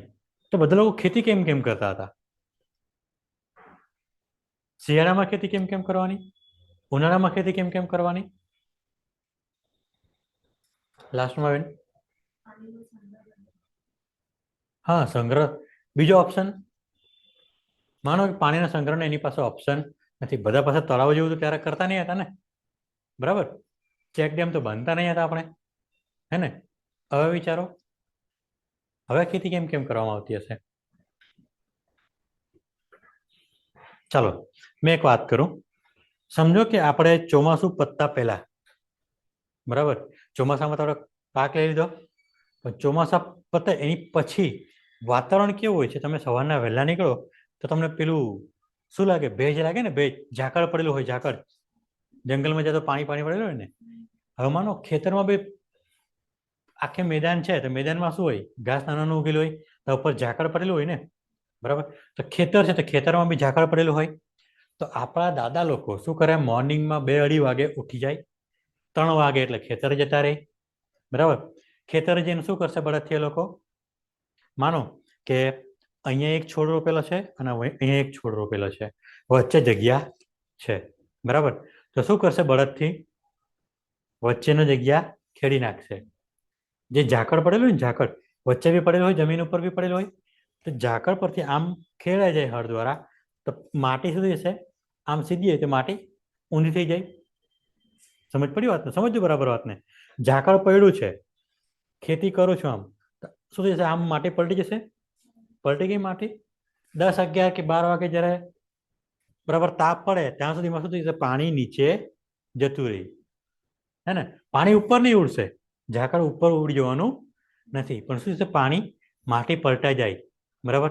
પછી સમજો બીજે દિવસે પાછું મોર્નિંગમાં પાછું ખેડ્યું, બરાબર. 5-5 દિવસ, ચાલો 4-4 કે 5-5 દિવસે ખેડી દેવામાં આવે, શું થાય? પાણી પાવું પડે નહીં, ઝાકળનું જ વસ્તુ જમીનમાં જતું રહે પાછું, એ હિસાબથી ખેતી થાય. નિંદામણ થાય નહીં, એક્સ્ટ્રા કચરો ઉગે નહીં. કેમ કે 4-5 દિવસે પેલું હળ ચાલ્યા કરે છે. સમજ પડી વાતને? આ હિસાબથી ખેતી કરતા હતા આપણે, બરાબર. અને એ વસ્તુ લખાયું પછી વેદો ગ્રંથોમાં વધુ લખાય. ખેતીની વૈદિક પદ્ધતિઓમાં પાણી તો આપવાનું નથી. ચાલો પાણીવાળું છે તો પાણી તો આપણે ગમે તેમ બી લાવી દઈશું ખેતરમાં, કોષ દ્વારા કે ગમે તેમ. પાણી ન લાવી શકતો હોય તો વ્યક્તિ શું કરશે? સવારે વહેલા ઉઠશે અને આ રીતના અંદરથી ખેડાણવાળું ચાલુ કરશે, એટલે જે ઝાકળવાળું હોય, સીધું એમ ઝાકળ પડેલું હોય તે શું થશે? ઊંધું પડી જશે માટી સાથે, એટલે માટી પોચી રહીને ભેજ રહી અંદર. સમજ પડી વાતને? ઓનલાઈન ધ્યાન આપજો ખાસ. વાત કે વૈદિક સમાજ એટલે કે 1000 થી લઈને 600 વર્ષ સુધીમાં વૈદિક સમાજ કેવો હતો? ભૂગોળ, ભૂગોળમાં બી યાદ રાખ્યું છે. શું કે છે? ગંગા કે मैदानों में पूरब की ओर फैला, એટલે કે વૈદિક સભ્યતા કેવી રીતના હતી? ગંગા નદીનું ઉદ્ગમ સ્થાનથી લઈને પૂર્વ સુધી, એટલે કયું? આસામ, મેઘાલય સાઈડ શું હતું? ઋષિ મુનિઓએ પોતાના આશ્રમ સ્થાપ્યા. આજે વારાણસી ગંગા નદી કિનારે કેમ બહુ બધા મંદિરો છે ને? એનું કારણ બી શું છે? આ સમજાયું? વૈદિક કાળમાં આશ્રમોથી લઈને મંદિરોની સ્થાપનાઓ થઈ. આશ્રમો એટલે કયા? ઋષિ મુનિઓના આશ્રમોની સ્થાપના તે બાજુ થઈ, એટલે ત્યાં સભ્યતા વિકસી, બરાબર. પછી શું કહેવામાં આવે છે? જો અર્થવ્યવસ્થા, પહેલા શાના ઓજારો હતા? પથ્થરોના ઓજારો. કયા યુગમાં? પાષાણ યુગમાં, હે ને? પછી કાંસ્ય યુગ આવ્યો, કાંસ્ય યુગ, તાંબાનો યુગ, હે ને? કેમ આવ્યો તાંબાનો યુગ? કેવી રીતના આવ્યો? સમજો કે આ ભાઈ પાષાણ યુગમાં શું કરે છે? પથ્થરોથી આગ સળગાવી દીધી, હે ને? આગ સળી ગઈ એટલે કે પછી શિકાર કર્યું તો શેકીને ખાવા થયો, રાંધતો થયો, ખોરાક રાંધતો થયો, બધું થયું, હે ને? પછી રાંધ્યું કેવી રીતના? ગેસનો ચૂલો સળગાવીને નહીં ને? તો આપણે કેમ અત્યારે જંગલમાં જઈએ તો ખોરાક કેમ કેમ બનાવે છે? ઈંટ કે પથ્થર એવું મૂકીને બનાવીએ છીએ ને, હે ને? કાં તો ખાડો ખોદીએ છીએ, ઉપર શું કરતા પેલું મૂકીએ છીએ, પછી નીચે આગે સળગાવીએ છીએ. તો પથ્થરો મૂક્યા હશે, આગે સળગાવી, પથ્થરો ઓગળ્યા, નવું ધાતુ બન્યું, પીગળતું દેખાયું, બરાબર. ધાતુ ઓગળતું દેખાયું, બરાબર. હવે માનો કે કંઈક ઓજાર બનાવવું છે તો શું બનાવીશ મેં? એનો એક સાચો બનાવવો પડે ને આપણે, હે ને? માનો કે અમારે પેન બનાવી છે તો પેન જેવું એક સાચો બનાવવો પડશે મારે. એમાં ધાતુ રેડું પછી પેન જેવું થઈ જશે ને, બની જશે ને બેઠું, હે ને? તો આ બધું જોયું, એ લોકોએ ઓબ્ઝર્વ કર્યું, પછી શું થાય? પાષાણ યુગનો અંત થાય અને કાંસ્ય યુગની શરૂઆત. તાંબાનું બનાવે પહેલા, તાંબાનું બનાવ્યા પછી શું કહે છે અહીંયા? જો वैदिक युग में कयो જાય છે? लोहा. શું કહે છે? लोहे के औजार जिन्हें श्यामा आयास कहा जाता था का इस्तेमाल करके खेती की और रुख किया, એટલે કે પથ્થરોના ઓજારો છે તો બંધ થઈ ગયું, કાંસ્ય તાંબા તો વપરાય નહીં. પછી શું કર્યું? ખેતીવાડીમાં શાનો ઉપયોગ કર્યો? એ લોકોએ લોખંડનો ઉપયોગ. શાનો ઉપયોગ કર્યો? લોખંડનો ઉપયોગ કર્યો, બરાબર. પછી શું કહે છે? રાજનૈતિક બદલાવ. શું રાજ્યનો બદલાવ થયો? શું થયું? રાજનૈતિક બદલાવ. સાંભળજો, શું થયું? રાજનૈતિક બદલાવ. કયા સમયમાં? વૈદિક કાળમાં. સમજો વાતને બરાબર. વૈદિક કાળમાં શું થયું? રાજનૈતિક બદલાવ. ઓનલાઈન ધ્યાન રાખજો. जनपदों का उदय. जनपदों का उदय मतलब 16 महाजनपद હતા ને આપણે? મગધ, અવધ, બરાબર, બધા હતા ને મોટા મોટા. પછી તમે સાંભળ્યું હશે તક્ષશિલા, નાલંદા વિશ્વવિદ્યાલયો, બરાબર. એ મહાજનપદોમાંથી બધું થયું હતું. જોઈએ આગળ આપણે. जनपदों का उदय, खानदानी राजाशाही आम हो गई. પછી શું આવે છે? સામાજિક વ્યવસ્થા. સખત 4 વર્ણ. 4 વર્ણ. સૌથી ટોપમાં કયું કહેવામાં આવે છે? બ્રાહ્મણ, બરાબર, ક્ષત્રિય, વૈશ્ય અને શુદ્ર. ચાલો, આ જાતિઓ કેમ ક્યાંથી બનાવવામાં આવી? કઈ ખ્યાલ?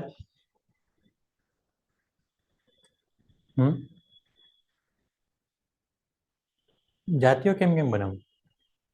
ગ્રંથોમાં એવું લખવામાં આવ્યું છે, એ તમને વાત કરું, પણ તમને પેલું કે આઈડિયા આવવું જોઈએ કેમ કેમ બનાવવામાં આવી જાતિઓ. સમજો તમે, મેં કહેવા ને ગ્રંથોમાં એવું લખ્યું છે, હું તમે કેમ તમે હસશો કાં તો મને ગાંડો કહેશો.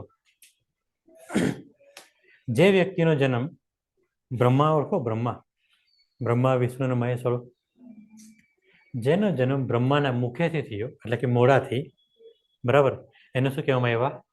બ્રાહ્મણ. ખ્યાલ આવ્યો? પછી ક્ષત્રિય કોને કહેવામાં આવ્યા? કે જેનો જન્મ હાથ માથે થયો, એને શું કહેવામાં આવ્યા? ક્ષત્રિય. વૈશ્ય કોને કહેવામાં આવે છે? કે જેનો જન્મ શું થયું?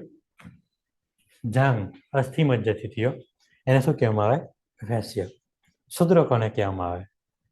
કે જેનો જન્મ પગમાંથી કે સમથિંગ મને એક્ઝેક્ટલી યાદ થાય ત્યાંથી, ત્યાંથી એને શું કહેવામાં આવે? એને શુદ્ર કહેવામાં આવે. હવે આવું પોસિબલ છે કે કોઈ વ્યક્તિને જન્મ મોડાથી થાય? તમે આવો શું ગ્રંથો મને વેદોમાં તમને જોવા મળશે, ઉપનિષદોમાં. સમજ પડી? એટલે ખાલી કહેવાનું વસ્તુ છે. આજ સુધી કોઈ બી પશુ પક્ષી પ્રાણીનો જન્મ આવી રીતના થાય છે નહીં ને? સમજ પડી એ વાતને? જોઈએ આગળ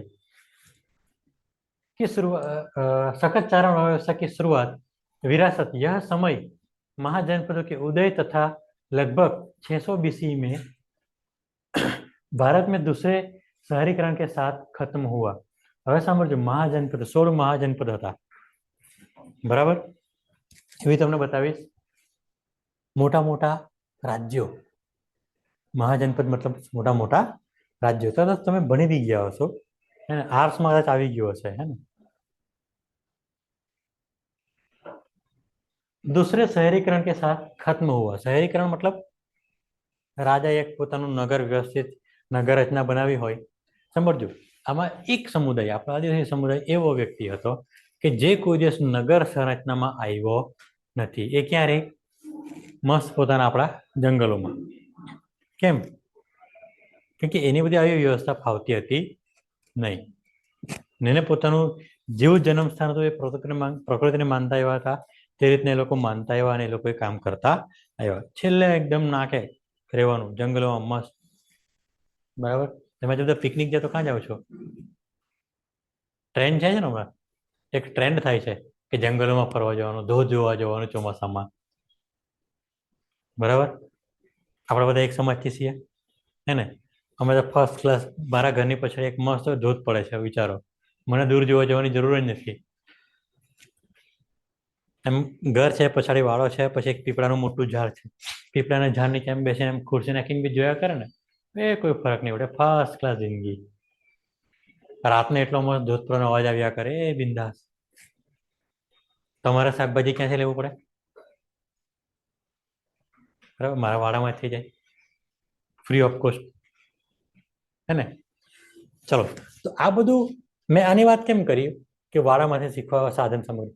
જો સિટીમાં કે જે તે સમયે વૈદિક કાળ કે રાજા રજવાડાના સમયમાં નગરોમાં કોઈ ખેત પેદાશો પાકતી હતી નહીં, અનાજથી લઈને કોઈ બી શાકભાજી પાકતી હતી નહીં. નગર સંરચના એવી રીતના બનાવી હતી, આખો જે કિલ્લો હોય, બરાબર, આખો જે કિલ્લો હોય ને, તો એમાં એના શાકભાજી માર્કેટ પણ બનાવેલું હોય, બરાબર. એને મેં જોયો છે ચિત્તોડગઢનો કિલ્લો. ચિત્તોડગઢનો કિલ્લો એટલે કે જેટલા મહારાષ્ટ્રમાં 600 કિલ્લા છે ને, 600 કિલ્લા એક કિલ્લામાં આવી જાય એટલો મોટો કિલ્લો છે ચિત્તોડગઢનો કિલ્લો, એટલો મોટો કિલ્લો. મદીના માર્કેટ એવું કહે છે. મદીના માર્કેટમાં શું? માર્કેટ એટલે કે તમામ પ્રકારના માર્કેટ અંદર આવી જાય, શાકભાજીથી લઈને બધું, કપડાથી માંડીને ડાયમંડ સુધીનું. ખ્યાલ આવ્યો? આટલું મોટું માર્કેટ. એ લોકો એ માર્કેટની પણ જગ્યા કરવાની. હવે એક વસ્તુ સાંભળજો, નગર એટલે કે આમ પબ્લિક બી રહેશે, રાજાનું સૈન્ય બી રહેશે, પછી આપણે અત્યારે પટાવાળા કહીએ છીએ, બરાબર. પછી એસએમસીમાં સવાર સાંજ પેલા સાફ સફાઈ કરવાવાળા બી આવે છે ને, એ આખી વ્યવસ્થા હશે ને પ્રોપર, એ બધાને જ જોઈશે. માનો સવારે 8 વાગ્યાથી લઈને સાંજે 4 વાગ્યા સુધી કામ કરે છે કોઈ વ્યક્તિ, અને ઘરે જવાનું છે, કિલ્લાની બહાર એને રહેવાનું છે કે નગરની બહાર એને રહેવાનું છે, તો સાંજે શાકભાજી લઈને જ જશે ને આપણે. આ બધી વ્યવસ્થા, ઇઝી વ્યવસ્થા માટે નગર સંરચનાઓ બનાવેલી હતી. ખ્યાલ આવ્યો? એટલે મેં નગર એટલે કે શહેરીકરણની વાત કરી તમને અત્યારે. હવે માનો અહીંથી તમે કામરી જતા હોય, હું અત્યારે બારડોલી રહ્યો છું, બરાબર, તો મને ફ્રૂટના સસ્તા બહુ મોંઘા મળે છે બારડોલીમાં, તો હું શું કરું છું, સીધો જતો રહું સરદાર માર્કેટ, સાંજે 6 વાગે છૂટી અહીંથી લઈને ફ્રૂટ લઈને જાઉં, હે ને? ખ્યાલ આવ્યું? આ વસ્તુ છે. તો સિટી અને ગામ, બારડોલી એકચ્યુઅલી છે એનઆરઆઈ સિટી, એટલા માટે થોડુંક મોંઘું મળે છે બધું. ખ્યાલ આવ્યો વસ્તુ? તે જ સમયે અહીંયા પણ આવું થતું રાજા મહારાજ જનપદોમાં. ચાલો હવે ઓનલાઈન ખાસ ધ્યાન આપજો. અહીંયા એક આપણો ડિફરન્સ આપ્યો છે, આ ડિફરન્સ ખાસ સમજવા જેવું છે, ત્યારે તમને બધા વ્યક્તિઓના કામો અલગ અલગ ખબર પડશે. શું કહે છે? ઋષિ, મુનિ, સાધુ और संत में अंतर.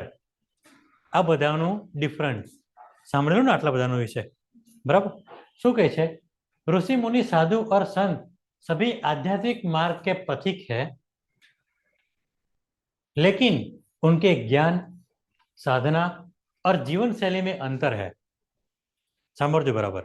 શું હોય છે? એ લોકોનું નોલેજ બી બધાનું અલગ અલગ હતું. પછી સાધના એટલે કે ધ્યાન, ધ્યાન કે પૂજા પાઠ એમ સમજી લઈએ. પછી છે જીવન શૈલી મેં અંતર હે. ઋષિ, હવે સાંભળજો, ઋષિ શું કામ કરે છે? ઋષિ મંત્રો કે દ્રષ્ટા, મતલબ જ્ઞાતા, એટલે ઋષિને પાસે શાનું નોલેજ હોય? મંત્રોનું. શાનું નોલેજ હોય? મંત્રોનું. મુનિ શું છે? મૌન रहकर ધ્યાન કરને વાલે. શું કહે છે? મૌન રહીને ધ્યાન કરવા વાળા, એટલે કે ધ્યાન, યોગ, બરાબર, આ બધું સંશોધન કરવાવાળા વ્યક્તિ કોણ? મુનિઓ, હે ને? સાધુ શું કહે છે? સાધુ કઠિન સાધના में લીન. તમે બધા સાંભળ્યું છે નાગા સાધુઓ બધા, હે ને? કુંભનો મેળો તમે સાંભળ્યું, હે ને? પછી ગીરનો મેળો, અત્યારે નર્મદા પરિક્રમા ચાલે છે ને, બરાબર? તો નર્મદા પરિક્રમામાં તમને ક્યાંથી સાધુઓ આવશે ખબર નહીં પડશે. હમણાં તમને કોઈ જોવા નહીં મળે. કુંભનો મેળો સ્ટાર્ટ થાય તો લાખો સાધુઓ તમને જોવા મળશે, અલગ અલગ સિદ્ધિઓ મેળવવા માટે, બરાબર? કોઈ એક પગ પર ઉભેલો છે, કોઈ પછી સમજો કે સખત બેસી રહ્યો હશે, હે ને? કોઈને એક હાથ ઊંચો જ હશે કાયમ જ, આટલા વર્ષથી આવું બધું હશે, કોઈક સાધના કરતા હોય, બરાબર? પછી સાધુ કઠિન સાધના में लीन, એટલે કે કોઈને કોઈ તપસ્યા કરતા હશે. પછી और संत आत्मज्ञानी व समाज को सही राह दिखाने वाले होते हैं. એટલે સંત શું કામ કરે? અત્યારે બધા કરે છે ને પેલી કથા ને બધું કરે છે, એ કોણ કરશે? સંત લોકો કરશે. ખ્યાલ આવ્યો? હવે સમજાયું? ઋષિ પાસે શાનું નોલેજ હોય? મંત્રોનું નોલેજ હોય. પછી મુનિ પાસે શું હોય? હે ને? એ મૌન રહીને શું કરશે? ખાલી મેળવ્યો અને પછી લોકોને આપશે. શોર્ટ ટાઈમ મૌન રહે, મતલબ એકાદ દિવસ 8-10 કલાક મૌન રહેશે અને પોતે જે ટોપિક પર વિચાર્યું એના પર જબરજસ્ત વિચાર કરશે, है ना? चलो विस्तृत अंतर. ऋषि ये वेदों के मंत्रों को देखने, प्राप्त करने, समझो, प्राप्त करने वाले ज्ञानी, એટલે કે કયા મંત્રોથી શું કામ કરવામાં આવશે એનું વાત છે, બરાબર? થાય ખરું એવું? આપણે સંસ્કૃતમાં એક ચેપ્ટર શીખ્યા હતા, પાણી છાંટે તો ઉંદર બની જાય, મૂષક ભવતું કેવું કોઈ નામ હતું ને, યાદ છે? થાય એવું પોસિબલ? આજના જમાનામાં નથી, बराबर? ये वेदों के मंत्रों को देखने, प्राप्त करने वाले ज्ञानी, तपस्वी, अवय सांभळजो, और वैज्ञानिक दृष्टिकोण वाले होते हैं. इन्होंने गहन तपस्या से मंत्रों का ज्ञान प्राप्त किया. अहिયાં થોડુંક રોંગ થાય છે, બરાબર? ઘણા બધા ઋષિઓએ અલગ અલગ સાધના, મતલબ કે સમજો કે મારે આ વ્યક્તિને થાયકા વગર તલવાર ચલાવવા કહેવાનું છે, સમજો બરાબર? મારે આ વ્યક્તિ યોદ્ધા છે એમ સમજીએ, હે ને? અને તલવાર ચલાવવામાં નિપુણ છે, તાકાત રાખે તલવાર ચલાવવાની, હે ને? તલવારની બનાવટ સમજવાની પહેલા તમે કેટલીક તલવારો જોઈ, કેટલીક વાંકી હોય, કેટલીક સીધી હોય, થોડી જાડી હોય, હે ને, કેટલીકની એક બાજુ ધાર હોય, કેટલાકની બે બાજુ ધાર હોય. તો એને બી નોલેજ હોવું જોઈએ યુદ્ધમાં ઉતરતા પહેલા કે કઈ તલવાર લઈને મારે ઉતરવાનું છે. બરાબર, આમ મારવાનું કે પછી આમ મારતા બી કામ થઈ જશે. બરાબર, સાંભળજો. બરાબર, કાંડાથી, આજે કાંડાથી લખવાનું કામ થાય ને, તો કાંડાથી બી કામ થઈ શકશે. આટલાથી પાવર, આટલા અહીંથી પાવર, પછી આખો અહીંથી પાવર. ખ્યાલ આવ્યો? તો આ બધી વસ્તુઓનું અભ્યાસ કરીને શું શીખવાનું? યોદ્ધાને ટ્રેનિંગ આપવાની. સમજ પડી? દરેક પ્રકારના હથિયારો ચલાવવાની ટ્રેનિંગ આપવાની. સમજ પડી? યુદ્ધ કળાઓ, વૈજ્ઞાનિક દ્રષ્ટિકોણ કે ભાઈ તમે ઓછી મહેનતે કેમ કેમ આટલા દિવસ સુધી યુદ્ધ કરી શકો, સાંજ સુધી યુદ્ધ કરવાનું છે. તને એમ કહેવામાં આવે કે તું આ પેન લે અને આ દિવાલ પર માર્યા જ કર. સમજો, ખાલી મારવાનું કીધું તમને. તમે એમ બી મારી શકો છો, એમ કરીને આખો દિવસ કેટલી સ્પીડે મારો છે તમારા પર ડિપેન્ડ છે. ખ્યાલ આવ્યો? સમજ પડી વાતને? બ્રેન થાકવું જોઈએ નહીં, કંટાળી જાય ને. 10 મિનિટ 15 મિનિટ તમે માર્યા કરશો, પછી થાકી જાવ ને. તો આખો દિવસ યુદ્ધ કરવાનું છે, પોતાને બચાવવાનો છે ને સામેવાળાને મારવાનું પણ છે. એ બધી તમામ પ્રકારની ટેકનિક શીખવવાનું. સમજો વાતને. बराबर, जो अगर जी मुनि, मुनि शब्द मनन चिंतन से बनता है। ये घोर तपस्या के बाद मौन धारण कर लेते हैं, गहरे ध्यान में रहते हैं और साधना करते हैं. मतलब पहला तो शू करे? चिंतन करे. એટલે કે એણે જે વિચાર્યું, સાંભળજો, પહેલા જે વિચાર્યું એમણે મુનિએ, પછી એના જે શિષ્યો હોય એની જોડે ડિસ્કસ કરે. બરાબર, ડિસ્કસ કરીને ચાલ તું આ ભાગ પર કામ કરજે, તું આ ભાગ પર કામ કરજે અને તમે આ ભાગ પર કામ કરજો. બરાબર, આવું કામગીરી સોંપે અને પછી છેલ્લે બધા પાસે રિઝલ્ટ માંગશે. બરાબર, કામગીરી સોંપાઈ જાય, બરાબર, પછી ધ્યાનમાં જતો રહેશે. કામગીરી કરીને પેલા લોકો આવી જાય, પછી પૂછશે કે ભાઈ શું શું થયું, હે ને. પછી મેં અહીંયા બેઠા બેઠા ચાલ મેં બધાને કામ સોંપી દઉં. મેં બધાને બેઠા બેઠા વિચાર્યું કે આ ભાઈ આટલા કામ માટે લાયક છે, પેલા ભાઈ આટલા કામ માટે લાયક છે, એ આટલું મહેનત કરીને લાવશે, આટલું મહેનત કરીને લાવશે. સરવાળે છેલ્લે આપણી પાસે રિઝલ્ટ શું હશે, હે ને. આ વસ્તુ છે. સાધુ માટે શું કહેવામાં આવ્યું છે? जो व्यक्ति, હવે સાંભળજો, जो व्यक्ति सांसारिक मोह माया छोड़कर अपने जीवन को ईश्वर की साधना में समर्पित कर देता है उसे साधु कहते हैं. वे अक्सर योग और साधना कहते हैं. સાંભળજો બરાબર. સાધુનું કામ સાંસારિક જીવન એટલે કે આપણે જીવીએ છીએ. તો ઋષિ ને મુનિ વાળું શું હતું?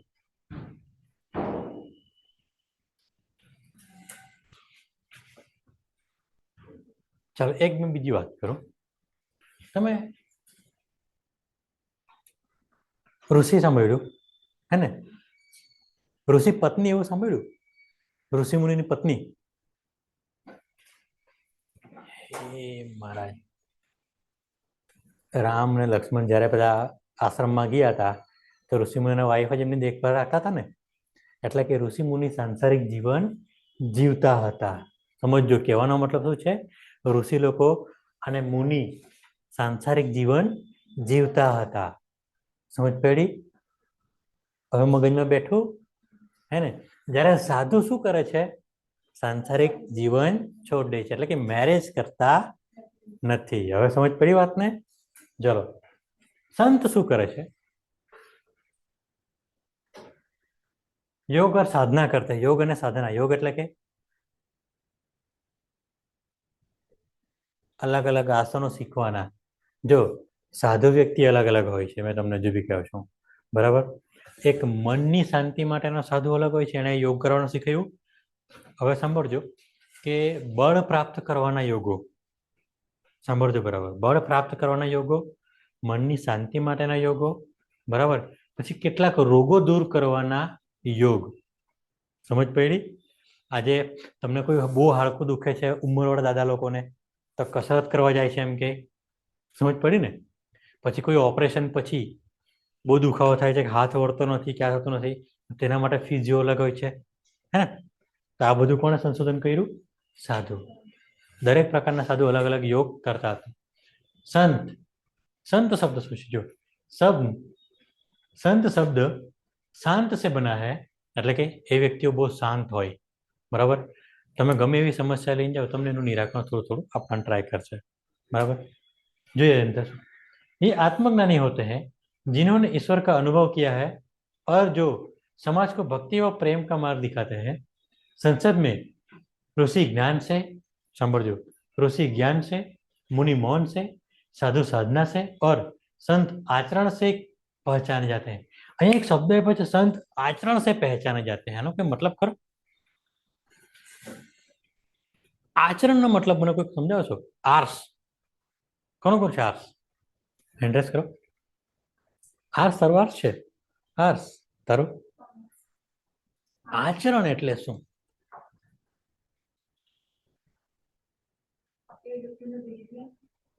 બિહેવિયર.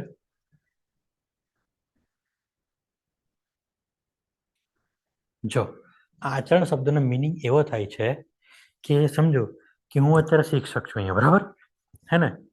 હું ઘરેથી આવું તો એક પુત્ર, સમજો વાતને, પુત્ર કોનો? પિતાનો અને માતાનો. અહીંયા આવું એટલે એક શિક્ષક થાઉં, બરાબર. પાછો ઘરે જાઉં એટલે પુત્ર, હે ને? અને મારા માટે માતા પિતા. હવે સાંભળજો કે હું આચરણ એટલે કે મારા અંદર કેવું ઉતારવાનું. સાંભળજો, બિહેવિયર એટલે કે બિહેવિયર એટલે કેવું થાય કે મેં આની જોડે કેવું વર્તન કરું છું એને શું કહેવાય? બિહેવિયર. આચરણનો મતલબ એવો થાય કે મેં એવું મારામાં નોલેજ ગ્રહણ કરું કે મને એના દ્વારા બીજા લોકો સાથે શાંતિથી બિહેવ, તમે જે વાત કરી ને એનું મળે. હવે માનો કે સવારના હું મમ્મી પપ્પા જોડે ખરાબ વાત કરું, તમારા જોડે સારી સારી વાત કરું તો મારું આચરણ કેવું? ખરાબ ને? સમજ પડી મારી વાત ને? આટલી વાર સમજ પડી? આને આચરણ કહેવાય. હવે સમજ પડી આચરણ શબ્દનો મતલબ શું થાય? કે હું જેવું ગ્રહણ કરું, બરાબર, એમાંથી જો મારું આઉટપુટ તમારા પ્રત્યે કે મારા માતા પિતા પ્રત્યે કે બધા ભાઈ બહેનો પ્રત્યે બદલાઈ જાય, બરાબર, તેવું બદલાઈ જાય એટલે ખરાબ આચરણ કહેવાય. આચરણ મતલબ કે પોતાની અંદર કેવું ગ્રહણ કર્યું, હે ને? નોલેજ સમજી શકાય એને. આટલો ખ્યાલ આવશે, હે ને? આચરણનો મતલબ ખબર પડી. આચરણથી થોડોક એક શબ્દ એવો, ધર્મની વ્યાખ્યા. ધર્મની વ્યાખ્યા મેં એમ પૂછ્યું તો ધર્મ કોને કહેવાય? ધર્મ કોને કહેવાય? જો આ ટોપિક ચાલે છે ને એટલા માટે ચર્ચા થઈ છે. તો ધ્યાનથી સમજજો ઓનલાઈન. ધર્મ કોને કહેવાય? કે મેં જે ડેલી રૂટીન લાઈફ છે, બરાબર, એમાં વ્યવહારો બાબતો એટલે કે આચરણની વાત કરી, એ મેં એવું આચરણ ગ્રહણ કરું કે જે મને વ્યવહારો રોજ દરરોજના વ્યવહારમાં મને એનો ઉપયોગ થાય. તેને શું કહેવાય? ધર્મ કહેવાય. ધર્મ મારો શું કે ભાઈ મારે આને ભણાવવાનું, બરાબર. આ 12મું પાસ છે, કોમર્સ છે, બરાબર, આર્ટ્સ છે, આ બધાનું, બરાબર. તો એમના માટે સારી નોકરી કઈ, લાઈફમાં તમારા માટે સારું શું, એ બતાવવાનું મારું કામ, બરાબર. સર આને એમ કે મને નોકરી કરવાની સર ઈચ્છા નથી, તો સર મેં શું કરું? તો મેં એને કે ભાઈ તને ખેતી કરવાનું મન છે? જો હા કે તો મારે ખેતી કરવાનો રસ્તો શીખવવો પડે. પણ સર મારી પાસે ખેતી નથી, રેન્ટેડ ખેતી વાળું કેવું પડે, હે ને? ભાડેથી ખેતી. ખ્યાલ આવ્યો તમને? આવું કેવું પડે એટલે કે મારે આને રસ્તો બતાવવાનું કામ. ખ્યાલ આવ્યો? ખ્યાલ આવ્યો છે બધાને ઓનલાઈન આટલું? હવે શું કહે છે જો, પ્રસિદ્ધ ઋષિ और उनके अद्भुत कार्य. તમે જે બધાનું સાંભળ્યું છે, હવે અહીંયા પ્રસિદ્ધ ઋષિ और उनके अद्भुत कार्य, હે ને? જેટલા પણ ઋષિ સાંભળ્યા છે આમાંથી એકાદ બે સાંભળ્યા છે, વધારે નહીં, है ना? भारतीय संस्कृति और वेदों के आधार स्तंभ प्रसिद्ध ऋषि और उनके अद्भुत कार्य ज्ञान, विज्ञान, आयुर्वेद और दर्शन के भंडार हैं. मुख्य ऋषियों में सुश्रुत, जो बात करी, शल्य चिकित्सा और भारद्वाज द्वारा विमान शास्त्र शामिल है, जिन्होंने मानवता को योग और बीजू भी वस्तु हमने इन्वेंशन કર્યું હતું, जिन्होंने मानवता को योग और चिकित्सा दी, है ना? अब पहला कौन है ऑनलाइन? महर्षि सुश्रुत, है ना? ऋषि सुश्रुत. सुश्रुत संहिता के रचयिता कौन था? महर्षि सुश्रुत. कौन रचयिता था? सुश्रुत संहिता. एम शू हतुं इन्हें शल्य चिकित्सा का जनक, फादर ऑफ सर्जरी माना जाता है, जिन्होंने प्लास्टिक सर्जरी व जटिल ऑपरेशन किए। मतलब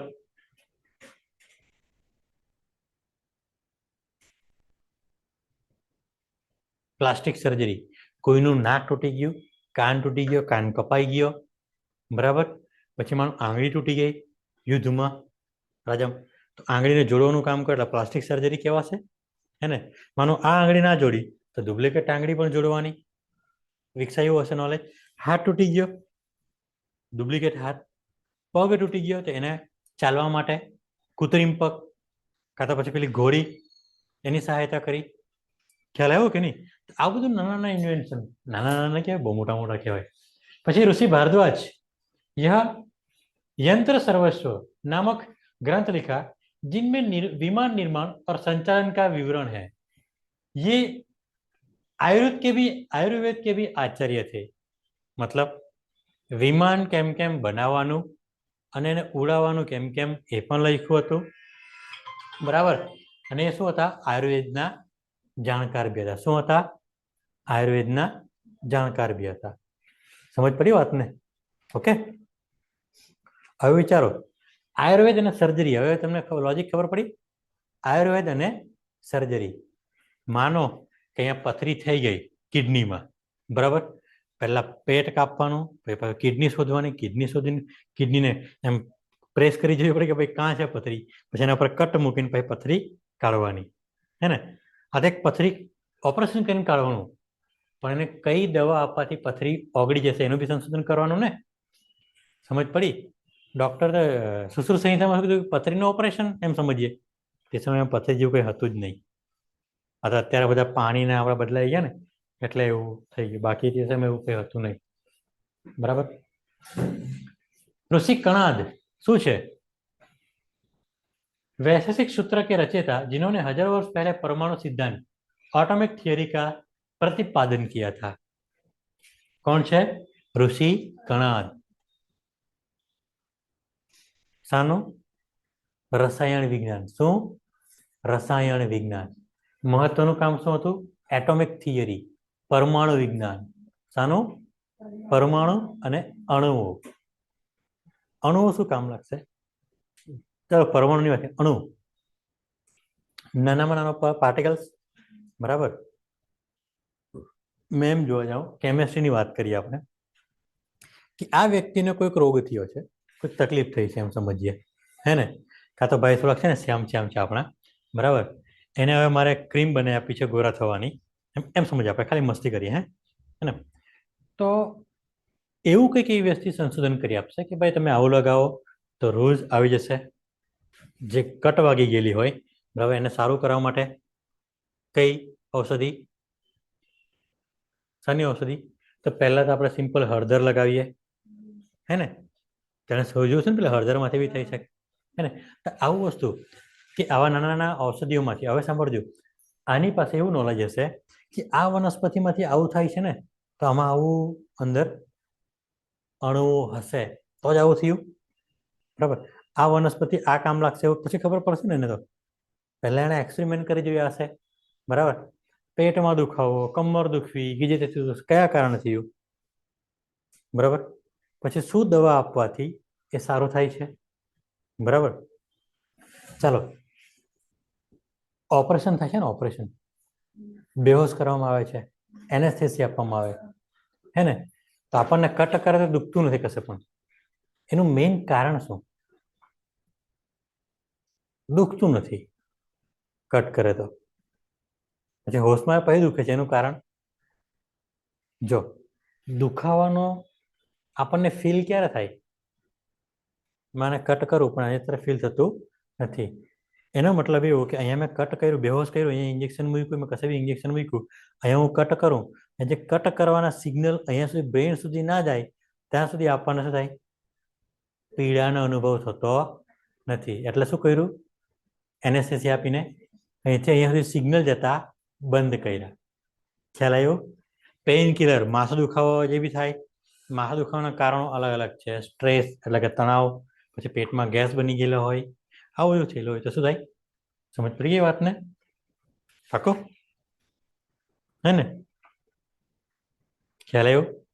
ત્યાં બધી વસ્તુનું જાણકાર કોણ હતા? ઋષિ કણાદ. મહર્ષિ ભૃગુ આપણો ભરૂચ જિલ્લો જોયો, સુરત પછી ભરૂચ આવે ને, અંકલેશ્વર, કોસંબા, અંકલેશ્વર, ભરૂચ આમના નામ પરથી છે, महर्षि भृगु, है ना? શું છે? ज्योतिष शास्त्र के महान विज्ञान के रूप में जाने जाते हैं। इनकी प्रसिद्ध कृति भृगु संहिता है, जिसका ज्योतिष का प्रमाणिक ग्रंथ माना जाता है। એટલે કે જ્યોતિષ શાસ્ત્ર એટલે તમને મગજમાં એવું આવશે કે રાશિ જોઈને લોકોની ભવિષ્યવાણી કરવાની, હે ને? પણ નહીં, અહીંયા આપણું સમજ થોડી કાચી પડે છે, હે ને? એમણે એવું વિચાર્યું હતું કે આકાશમાં જેટલા તારા દેખાય છે ને, બરાબર, તારાના સમૂહને ઓબ્ઝર્વેશન કર્યા, બરાબર. હવે સાંભળજો, એક બીજી લોજિકની વાત કરું છું. બહુ મોટું આપણું બ્રહ્માંડ છે, હજારો તારા છે, સોરી હજારો આકાશગંગાઓ છે, બરાબર. એમાંની એક આપણી કઈ છે? ગેલેક્સી. આકાશગંગા, આવી હજારો આકાશગંગાઓ છે, બરાબર. એમાં પાછો એક તારો છે સૂર્ય, એની આજુબાજુમાં બધા ગ્રહો છે, કરોડો ઉપર તારાઓ છે, એમાં એક તારો છે સૂર્ય, એની આજુબાજુમાં 8-10 આપણે પેલા ગ્રહો ફરીએ છીએ તે. હવે સાંભળજો, પૃથ્વી તો એક નાનો ગ્રહ થઈ ગયા, બરાબર. એવી હજારો ગેલેક્સી એટલે બહુ મોટું આકાશ થઈ ગયું. હવે આપણને ઉપર આકાશ દેખાય છે ભાઈ, આપણે ગોળ, પેલી પૃથ્વી ગોળ ગોળ ફરતે આપણે ગોળ ગોળ ફરીએ છીએ, આકાશ સ્થિર જ રહ્યું ને. સમજો એક વાતને. તો એમણે શું કર્યું? બધા તારાઓના સમૂહ વિશે અભ્યાસ કર્યો. પૃથ્વી ગોળ ગોળ ફરતી રહી, અલગ અલગ તારાના સમૂહ જોવા મળશે એમને, બરાબર. તો કયા સમયે કયા તારાઓ કેટલો ટ્રાન્સફર થાય છે, બરાબર. ધ્રુવનો તારો ઉત્તર દિશામાં કેમ હોય છે? સમજ પડી વાતને? કહેવામાં આવે છે કે ભાઈ ઉત્તર દિશામાં છે, એટલે આપણે શું કરવાનું? આપણે ઉત્તર, રાતના અંધારામાં ચાલવું હોય, બરાબર, તો ઉત્તર દિશામાં ચાલતા રહેવાનું. શું જોઈને? ધ્રુવનો તારો, એમ કહેવામાં આવે છે ને. ઓનલાઈન ખાસું ધ્યાન આપજો. હવે વિચારો, એ હિસાબે દિશા નક્કી થઈ, બરાબર. પછી બાકીના બધા, પછી સપ્તઋષિ તારાઓનો સમૂહ, 7 તારા છે ને, બરાબર, એના સમૂહ. પછી જો જેટલી બી રાશિઓ દેખાય છે અલગ અલગ શેપમાં છે ને, એ અલગ અલગ તારાઓ છે. ખ્યાલ આવ્યો? હવે એમ જોવા જાય તો જ્યોતિષશાસ્ત્રમાં શું લખ્યું છે? આટલા વાગ્યાનો જન્મ થયેલો, તારી કઈ રાશિ આવી? પોસિબલ છે? ખ્યાલ આવી ગયું? એવું મગજ પર લેવાનું. શું કહે જો બીજું નેક્સ્ટ છે આચાર્ય ચાણક્ય, એને બીજું શું નામ કહેવામાં આવે છે? कौटिल्य, है ना? राजनीति और अर्थशास्त्र के प्रकांड विज्ञानी, इनकी सबसे प्रसिद्ध कृति अर्थशास्त्र है, जो राज्य व्यवस्था और कूटनीति पर आधारित है. શું હતું? વિચારો, કેટલું જબરજસ્ત નોલેજ હશે વ્યક્તિ પાસે કે સમજો અર્થશાસ્ત્ર. તમે લોકો ભણીએ ને અર્થશાસ્ત્ર, કેટલા પ્રકારના અર્થશાસ્ત્ર છે? એકમલક્ષી, વિવિધલક્ષી, હે ને? સાંભળ્યું ને? આવો ચેપ્ટર આવે ને તમારા ચેપ્ટર, સમજો 11મા ધોરણમાં જયારે કોમર્સમાં કે આર્ટ્સમાં તમે એડમિશન લીધું ને, તો અર્થશાસ્ત્ર વિશે એક ટાઇટલ આપવામાં આવ્યું કે સબ્જેક્ટ અર્થશાસ્ત્ર. એની અંદર ટાઇટલ આપવામાં આવ્યા કે અલગ અલગ અર્થશાસ્ત્રો કયા કયા. તમે લોકો શીખ્યા હશો તૃષ્ટિગુણ, સીમાંત તૃષ્ટિગુણ. સાંભળ્યું? હિન્દી મીડિયમ આ સાંભળ્યું ને આપણે? તૃષ્ટિગુણ, સીમાંત તૃષ્ટિગુણ, માંગ, પુરવઠો, હે ને? હવે માંગ તમારી સંતોષાય તો જ તમને સીમાંત તૃષ્ટિગુણ મળશે ને, એટલે કે સેટિસ્ફેક્શન, હે ને? કે મારી પાસે આટલા રૂપિયા હોય તો મને શાંતિ, હે ને? તો આવી રીતના જ સમજો. આ તો ઘરની વાત થઈ, બરાબર. પછી એક કંપનીની, બરાબર. કંપની અને દેશ વચ્ચે ટેક્સનો લેવડ દેવડ. કંપની શું કરશે? પ્રોડક્શન કરીને ખાલી સપ્લાય કરી દેશે, કમાશે, અને અમુક પૈસા શું આપવા પડશે? અને ટેક્સ સ્વરૂપે સરકારને આપવા પડશે. આટલું સિમ્પલ સમય. એવી એક કંપની અને દેશ, હજારો કંપનીઓ અને ટેક્સ અને દેશ, દેશની આવક ઊભી થઈ, હે ને? તો એના પરથી અંદાજ લગાવવામાં આવે કે ભાઈ મેં બીજી હજુ આટલી કંપનીને પ્રોડક્શન કરવાની પરમિશન આપું કે કંપની સ્થાપવાની પરમિશન આપું તો મને આટલા ટેક્સની આવક થશે. આવક આટલી થશે ને તો હું આ ખર્ચો કરી શકીશ. સમજ પડી ગયું અર્થશાસ્ત્ર વિશે? આના વિશે જબરજસ્ત ભયંકર નોલેજ. હવે તમે વિચારો જે તે સમયે કંપનીઓ બી બનશે, હવે કંઈક નોલેજ હતું એમને? હતું. કંઈક તો વિચાર્યું હશે ને એમણે. આજથી 500 વર્ષ પહેલા જ બન્યું છે, વધારે નથી. સોરી, 2500 વર્ષ પહેલા. કંઈક તો નોલેજ હશે ને. કાં તો એ લોકોએ અવધારણા કરી હશે. અવધારણા મતલબ કે માની લેવું, હે ને? કે માનો કે 10 વેપારી છે, કોઈ બિલ્ડિંગ નથી, એમ જ આપણે ખાલી આપણે કેમ રવિવારી બજાર કે શનિવારે બજાર ભરાય છે, બરાબર? તો એનો જે તે સમયે શહેરો હતા નહીં, હે ને? મહાજનપદો હતા, બરાબર? તો એ જે ગામમાં હાટ બજાર ભરાય છે તેમાંથી કોણ રેવન્યુ કલેક્ટ કરશે? પાથરણા વાળા પાસે. એસએમસી વાળા આવે છે ને ફાળો લેવા માટે, 10-10, 20 રૂપિયા. તે ફાળો કોણે? જો એસએમસી છે તો એસએમસીની આવક થઈ. દાખલા તરીકે આપણા ગામમાં હોય તો 5-5 રૂપિયાનો ટેક્સ ઉઘરાવે છે દરેક પાથરણાવાળા પાસે. તો કોની આવક ગણાય? ગ્રામ પંચાયતની આવક ગણાય ને. તો ગ્રામ પંચાયત પોતાની પાસે કેટલી આવક રાખશે અને તાલુકામાં કેટલી જમા કરાવશે, એ બધું વિશે મસ્ત ડીપમાં લખેલું છે. એમાં સમજાશે આ વસ્તુ? ઓનલાઈન બહુ ધ્યાન આપજો. અર્થશાસ્ત્ર આપણા ગામમાં હાટ બજાર ભરાય છે, બરાબર? ત્યાંથી લઈને હાટ બજારમાં જે પાથરણાવાળા બેસે છે, બરાબર, એમની પાસે નોમિનલ ચાર્જીસ લેવામાં આવે છે. વકરો શું લેવામાં આવે છે એમની પાસે? વકરા તરીકે એક ચાર્જીસ લેવામાં આવે છે, બરાબર? એમાંથી કેટલાક ટકા ફાળો ગ્રામ પંચાયત પોતાની પાસે રાખશે અને કેટલોક ફાળો કોને આપશે? તાલુકા પંચાયતને આપવો પડશે ને, હે ને? બરાબર. અને એમાંથી દરેક ગામમાં જેટલા પણ હાટ બજાર ભરાતા હોય એ બધા કોને જમા કરાવશે? તાલુકા પંચાયતમાં. એ બધી ટોટલ રકમમાંથી તાલુકા પંચાયતમાં કેટલી રકમ પોતાની પાસે રાખવી અને બાકીની કેટલી જિલ્લા પંચાયતમાં આપવી, એનું બધું નોલેજ ક્યાં આપવામાં આવ્યું છે? રિટર્ન નોલેજ અર્થશાસ્ત્રની બુકમાં. કોણે લખી છે અર્થશાસ્ત્રની બુક? કૌટિલ્ય, ચાણક્ય. સમજ પડી વાતને, હે ને? ચાલો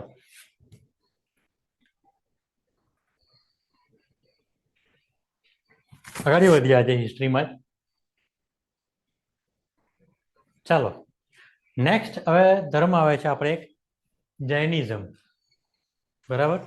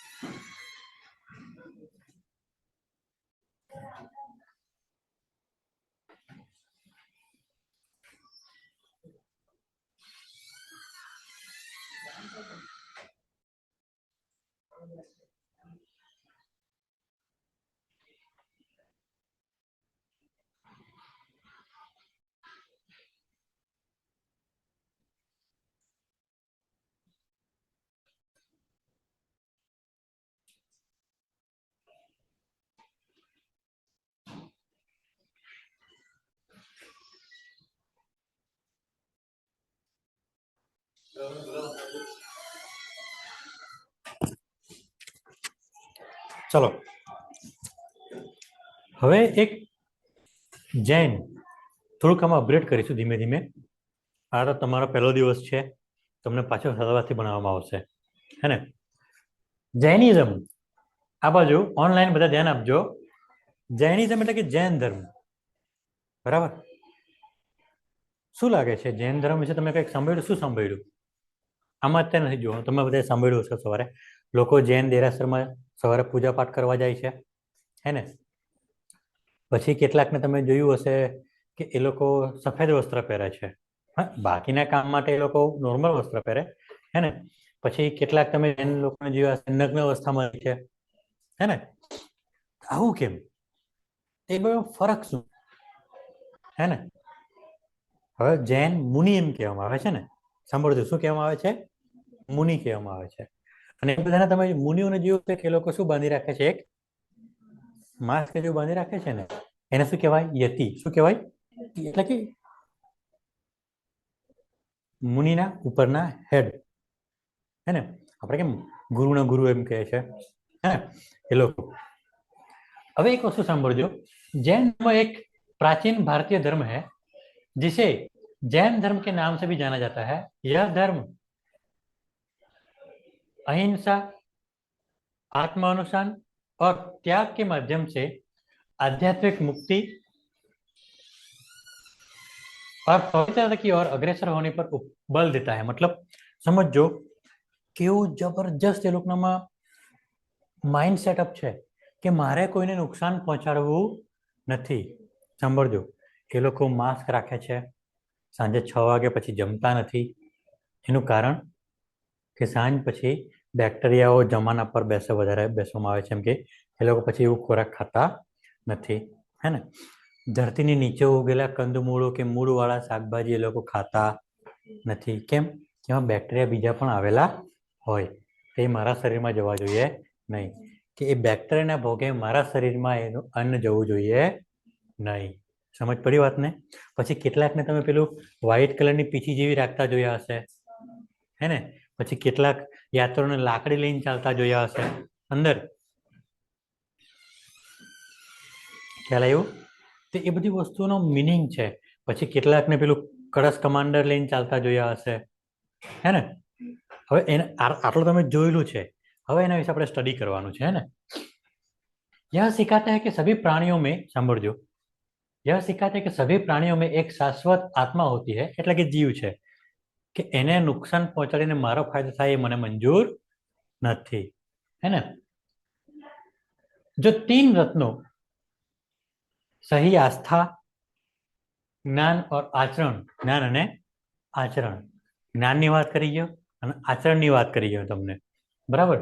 કે દ્વારા પૂર્ણતા પ્રાપ્ત કરી सकती है. मतलब આ 3 દ્વારા શું કરી શકાય? એને પ્રાપ્ત કરી શકે. હવે સાંભળજો, મૂળ માન્યતા और સિદ્ધાંત એટલે કે એ લોકો શું માને છે, એ લોકોના સિદ્ધાંત શું હોય જૈન લોકોના, બરાબર? પછી તો બહુ બધું શીખવાનું છે આમાં, આ તો ખાલી ઉપર વર્યું છે. અહિંસા केंद्रीय, હવે સાંભળજો, केंद्रीय सर्वोच्च सिद्धांत अहिंसा परमो धर्म के अनुसार किसी भी जीवित प्राणी को विचार, वचन या कर्म से हानि पहुंचाने से बचना चाहिए. હવે જો અહીંયા શબ્દ શું લખ્યા છે? किसी भी जीवित प्राणी को विचार એટલે કે મેં બેઠા બેઠા વિચારું કે આવ્યો છે ને અમારો ભાઈબંધ છે ને 12મા પાસ ફેલ થવો જોઈએ.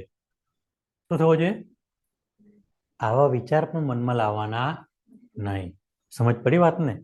પછી બીજું શું લખ્યું છે? વચન એટલે કે માનો કોઈ મને મારા મિત્ર છે, બરાબર? હું મને કેમ કે ભાઈ તને હું લોન સ્વરૂપે આપું છું, બરાબર? 500 રૂપિયા આપ્યા મેં તને, 2 મહિના પછી મને 510 રૂપિયા આપજે, બરાબર? તો 520 માંગી શકે નહીં. 510, 510, કાં તો 500 બહુ થઈ ગયા. સમજ પડી આ વાતને? આ વચનની વાત છે. આવી રીતના મતલબ અલગ અલગ પ્રોમિસીસ, બરાબર? યા કર્મ, કર્મ એટલે આ નામ ખાલી કર્મ આપ્યું છે પણ જબરજસ્ત.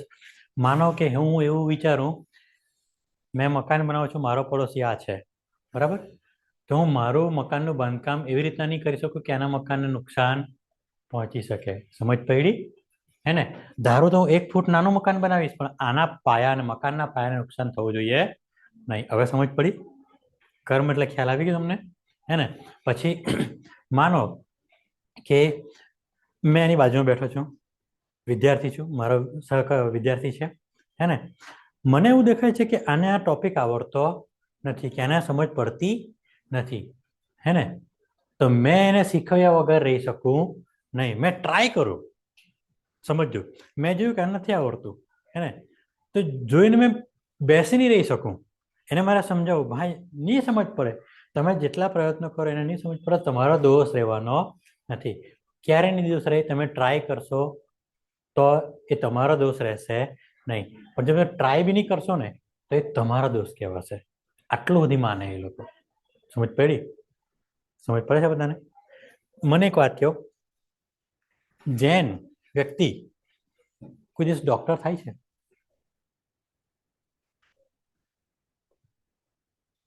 પછી બીજું, એ વેપાર કરશે સોના ચાંદીનો, મકાન બિલ્ડર બનશે, બરાબર?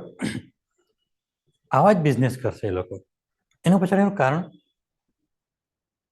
જો હોસ્પિટલમાં, કોર્ટ કચેરીમાં જૈન જોવા મળશે નહીં. હોસ્પિટલમાં માણસ દુઃખી હોય ત્યારે જાય, કોર્ટ કચેરીમાં માણસ દુઃખી હોય ત્યારે જાય, જ્યારે મકાન ખરીદવા, સોનું ખરીદવા માણસ સુખી હોય તો જ આવે. અને એવા જ એ લોકો બિઝનેસ પણ કરશે. એટલે એ લોકો ધંધો કરો તો કેવો કરવો? હવે સમજ પડી ગઈ? માણસ ખુશ હોય લેવા આવે, એમાંથી બે પૈસા કમાવો, વાંધો નહીં, હે ને? માર્કેટ રેટ પ્રમાણે લોકો છે, વધારે લાલચ બી નહીં કરશે. હોસ્પિટલમાં ખ્યાલ આવી ગયું ને? તું દુઃખી છે ને ભાઈ, મેં તારી પાસે બે પૈસા કમાવું છું તો મને પૈસા પચવાના નથી. હવે સમજ પડી લોકોના लॉजिक विषय, है ना? પછી શું કહે છે? एकांतवाद यह दर्शन मानता है कि सत्य और वास्तविकता जटिल है और विभिन्न दृष्टिकोणों के प्रति सहिष्णुता और प्रोत्साहित करता है. मतलब एकांतवाद અને सॉरी अनेकवाद, अनेकांतवाद मतलब શું કહે છે? જો અનેકાંતવાદ એટલે ઘણું બધું, બરાબર? એ લોકો શું કરશે?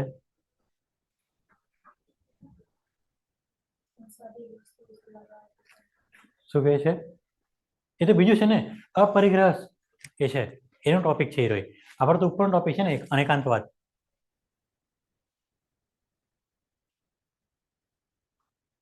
તમે માનો કે જૈને કોઈક રેસ્ટોરન્ટ ખોલી, સાંભળજો, જૈન વ્યક્તિએ કોઈ રેસ્ટોરન્ટ ખોલી, બરાબર?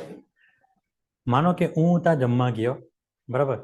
100 રૂપિયાની ડીશ છે, બરાબર? તો મને એવું ખબર પડી કે મારા ગજામાં 100 રૂપિયાની મારી પાસે 80 રૂપિયા જ છે, હે ને? તો એ કાંઈ તમારી પાસે 80 રૂપિયા નહીં પણ લઈ. એ લોકોના કામનો મતલબ કે આની પાસે નથી ને મારથી લેવાશે નહીં, હે ને? એ વિચારશે કે ભાઈ 100 રૂપિયા છે ને 80 રૂપિયા છે, છેલ્લે 80 રૂપિયા છે ને એની પાસે. શું વિચારશે? છેલ્લે 80 રૂપિયા છે તો ના, રવા દો, જ્યારે તમારી પાસે આવશે ત્યારે આપી દેજો. આવું કહેશે એ વ્યક્તિઓ. સમજ પડી? હે ને? પછી માનો કે એક ધંધો સેટ થઈ ગયો, બરાબર, પ્રોફિટ કમાય છે, બરાબર? તો એ લોકોના કુટુંબીજનોને પણ કહેશે કે ભાઈ ચાલ તું એ નોકરી કર, કાં તો આ સાચવ, તને આટલો પગાર આપા. પોસાય તને? જો પોસાય તો તું અહીંયા બેસ, કાલથી હું બીજો ધંધો ચાલુ કરું છું. એવી રીતે બિઝનેસ પર બિઝનેસ એ લોકો ડેવલપ કરશે. સમજ પડી વાતને? है ना? પછી છે अपरिग्रह, असल मुद्दा सांसारिक वस्तुओं से लगाव को कम करना. सांसारिक वस्तुओं से लगाव को कम करना. તમે લોકોએ કઈ ઓબ્ઝર્વ કર્યું? આપણા તને કોઈ છોકરો કોઈ વ્યક્તિ હોય ને તો મોટી મોટી ગાડી લઈને જશે કોલેજ કે આ લોકો શું કરશે? સાયકલ બી લઈને જશે, એક્ટિવા બી લઈને જશે. એ લોકોને કઈ વાંધો નથી, જવાનું તો એક્ટિવા પર જ છે ને, બરાબર? જ્યાં એ લોકોના માનો કે 50 રૂપિયાથી કામ ચાલતું હોય ને, એ લોકો 50 રૂપિયા જ ખર્ચશે, 51 રૂપિયા ખર્ચશે નહીં, બરાબર?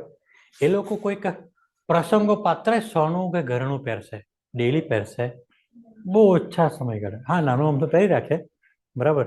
અત્યારે મેન્ડેટરી બદલાઈ ગઈ, બાકી તે પણ નહીં. બહુ મસ્ત એ લોકો શેડ્યુલ રહેતા હતા. ખ્યાલ આવ્યો બધાને? સાંસારિક મોહમાયા બહુ રાખે નહીં. હા, સાંજે 2 રોટલી જ ખાવાની છે ને, 4-5 રોટલી જ ખાવાની છે ને, વધારે નહીં ને, એટલું જ કામ કરશે. મતલબ કામ તો એ લોકો કરતા રહેશે, બરાબર, કામ અને કર્મ બંને કરતા રહેશે, પણ મતલબ કે આટલાથી ચાલી જશે ને, કઈ વાંધો નહીં, ચાલ બાકીનું જોવાશે, है ना, કોઈ ચિંता नहीं. પછી શું કહે છે, कर्म और पुनर्जन्म. जैन मानते हैं कि कर्म एक सूक्ष्म भौतिक पदार्थ है जो आत्मा से जुड़ा रहता है, जिसे पुनर्जन्म के चक्र से मुक्ति पाने के लिए कठोर तपस्या द्वारा शुद्ध किया जाना चाहिए. मतलब શું કહેજો, સૂક્ષ્મ ભૌતિક કર્મ એટલે કે એક નાનું અમથી વસ્તુ છે કર્મ, બરાબર, નાનું જ કહેવાય ને ભાઈ. મેં અમને ભણાવું છું, એ મારું કર્મ થઈ ગયું, હે ને. મને તો 7-8 તારીખે સેલરી મળવાની છે 20,000 રૂપિયા, હે ને. હું 2 કલાક ભણાવું કે 5 કલાક ભણાવું, મારું કામ છે ભણાવવાનું, મને કોઈ બોલાવશે નહીં. અત્યારે મને બોલાવો, ચા પી લેવો સર, બરાબર, આ મેન્ટાલિટી. સર ચા પી લેવો, થોડું વધારે એનર્જીથી ભણાવી શકશો, હે ને, ટાર્ગેટ થઈ ગયો એ વસ્તુ, હે ને. તો પછી શું કહે છે, જો હવે શું કહે છે, પુનર્જન્મ એટલે કે આવતા જન્મમાં તું મને મળજે છે એને મળજે, બરાબર, એવું એ લોકો માનતા નથી. આ જન્મ છે, કામ કરી લો મસ્ત, હે ને, કર્મ કરી લો, બહુ થઈ ગયું. પંચમહાવ્રત એટલે કે વ્રતો આપણે કેમ રાખીએ છીએ ને, બરાબર. કયા કયા છે પંચમહાવ્રત? અહિંસા, સત્ય, અસ્તેય મતલબ ચોરી નહીં કરવું. હવે સમજ પડી કે આ લોકો સોનાનું કંઈ કામગીરી કરતા હોય તો એમાંથી ચોરી પણ કરશે ને, 1 ગ્રામ કે 2 ગ્રામમાં તમને ઉલ્લુ બનાવશે નહીં. બ્રહ્મચર્ય और अपरिग्रह, આ તમને ખ્યાલ આવી ગયું. આ શું છે, એ લોકોના મેઇન સિદ્ધાંતો છે કે આવું કામગીરી કરવી નહીં, કોઈને હાનિ પહોંચાડવાનું નહીં, વિચારથી કર્મથી કોઈને હાનિ પહોંચાડવાનું નહીં. સમજ પડી એ વાતને, હે ને. ચાલો, કેટલા વાગ્યા?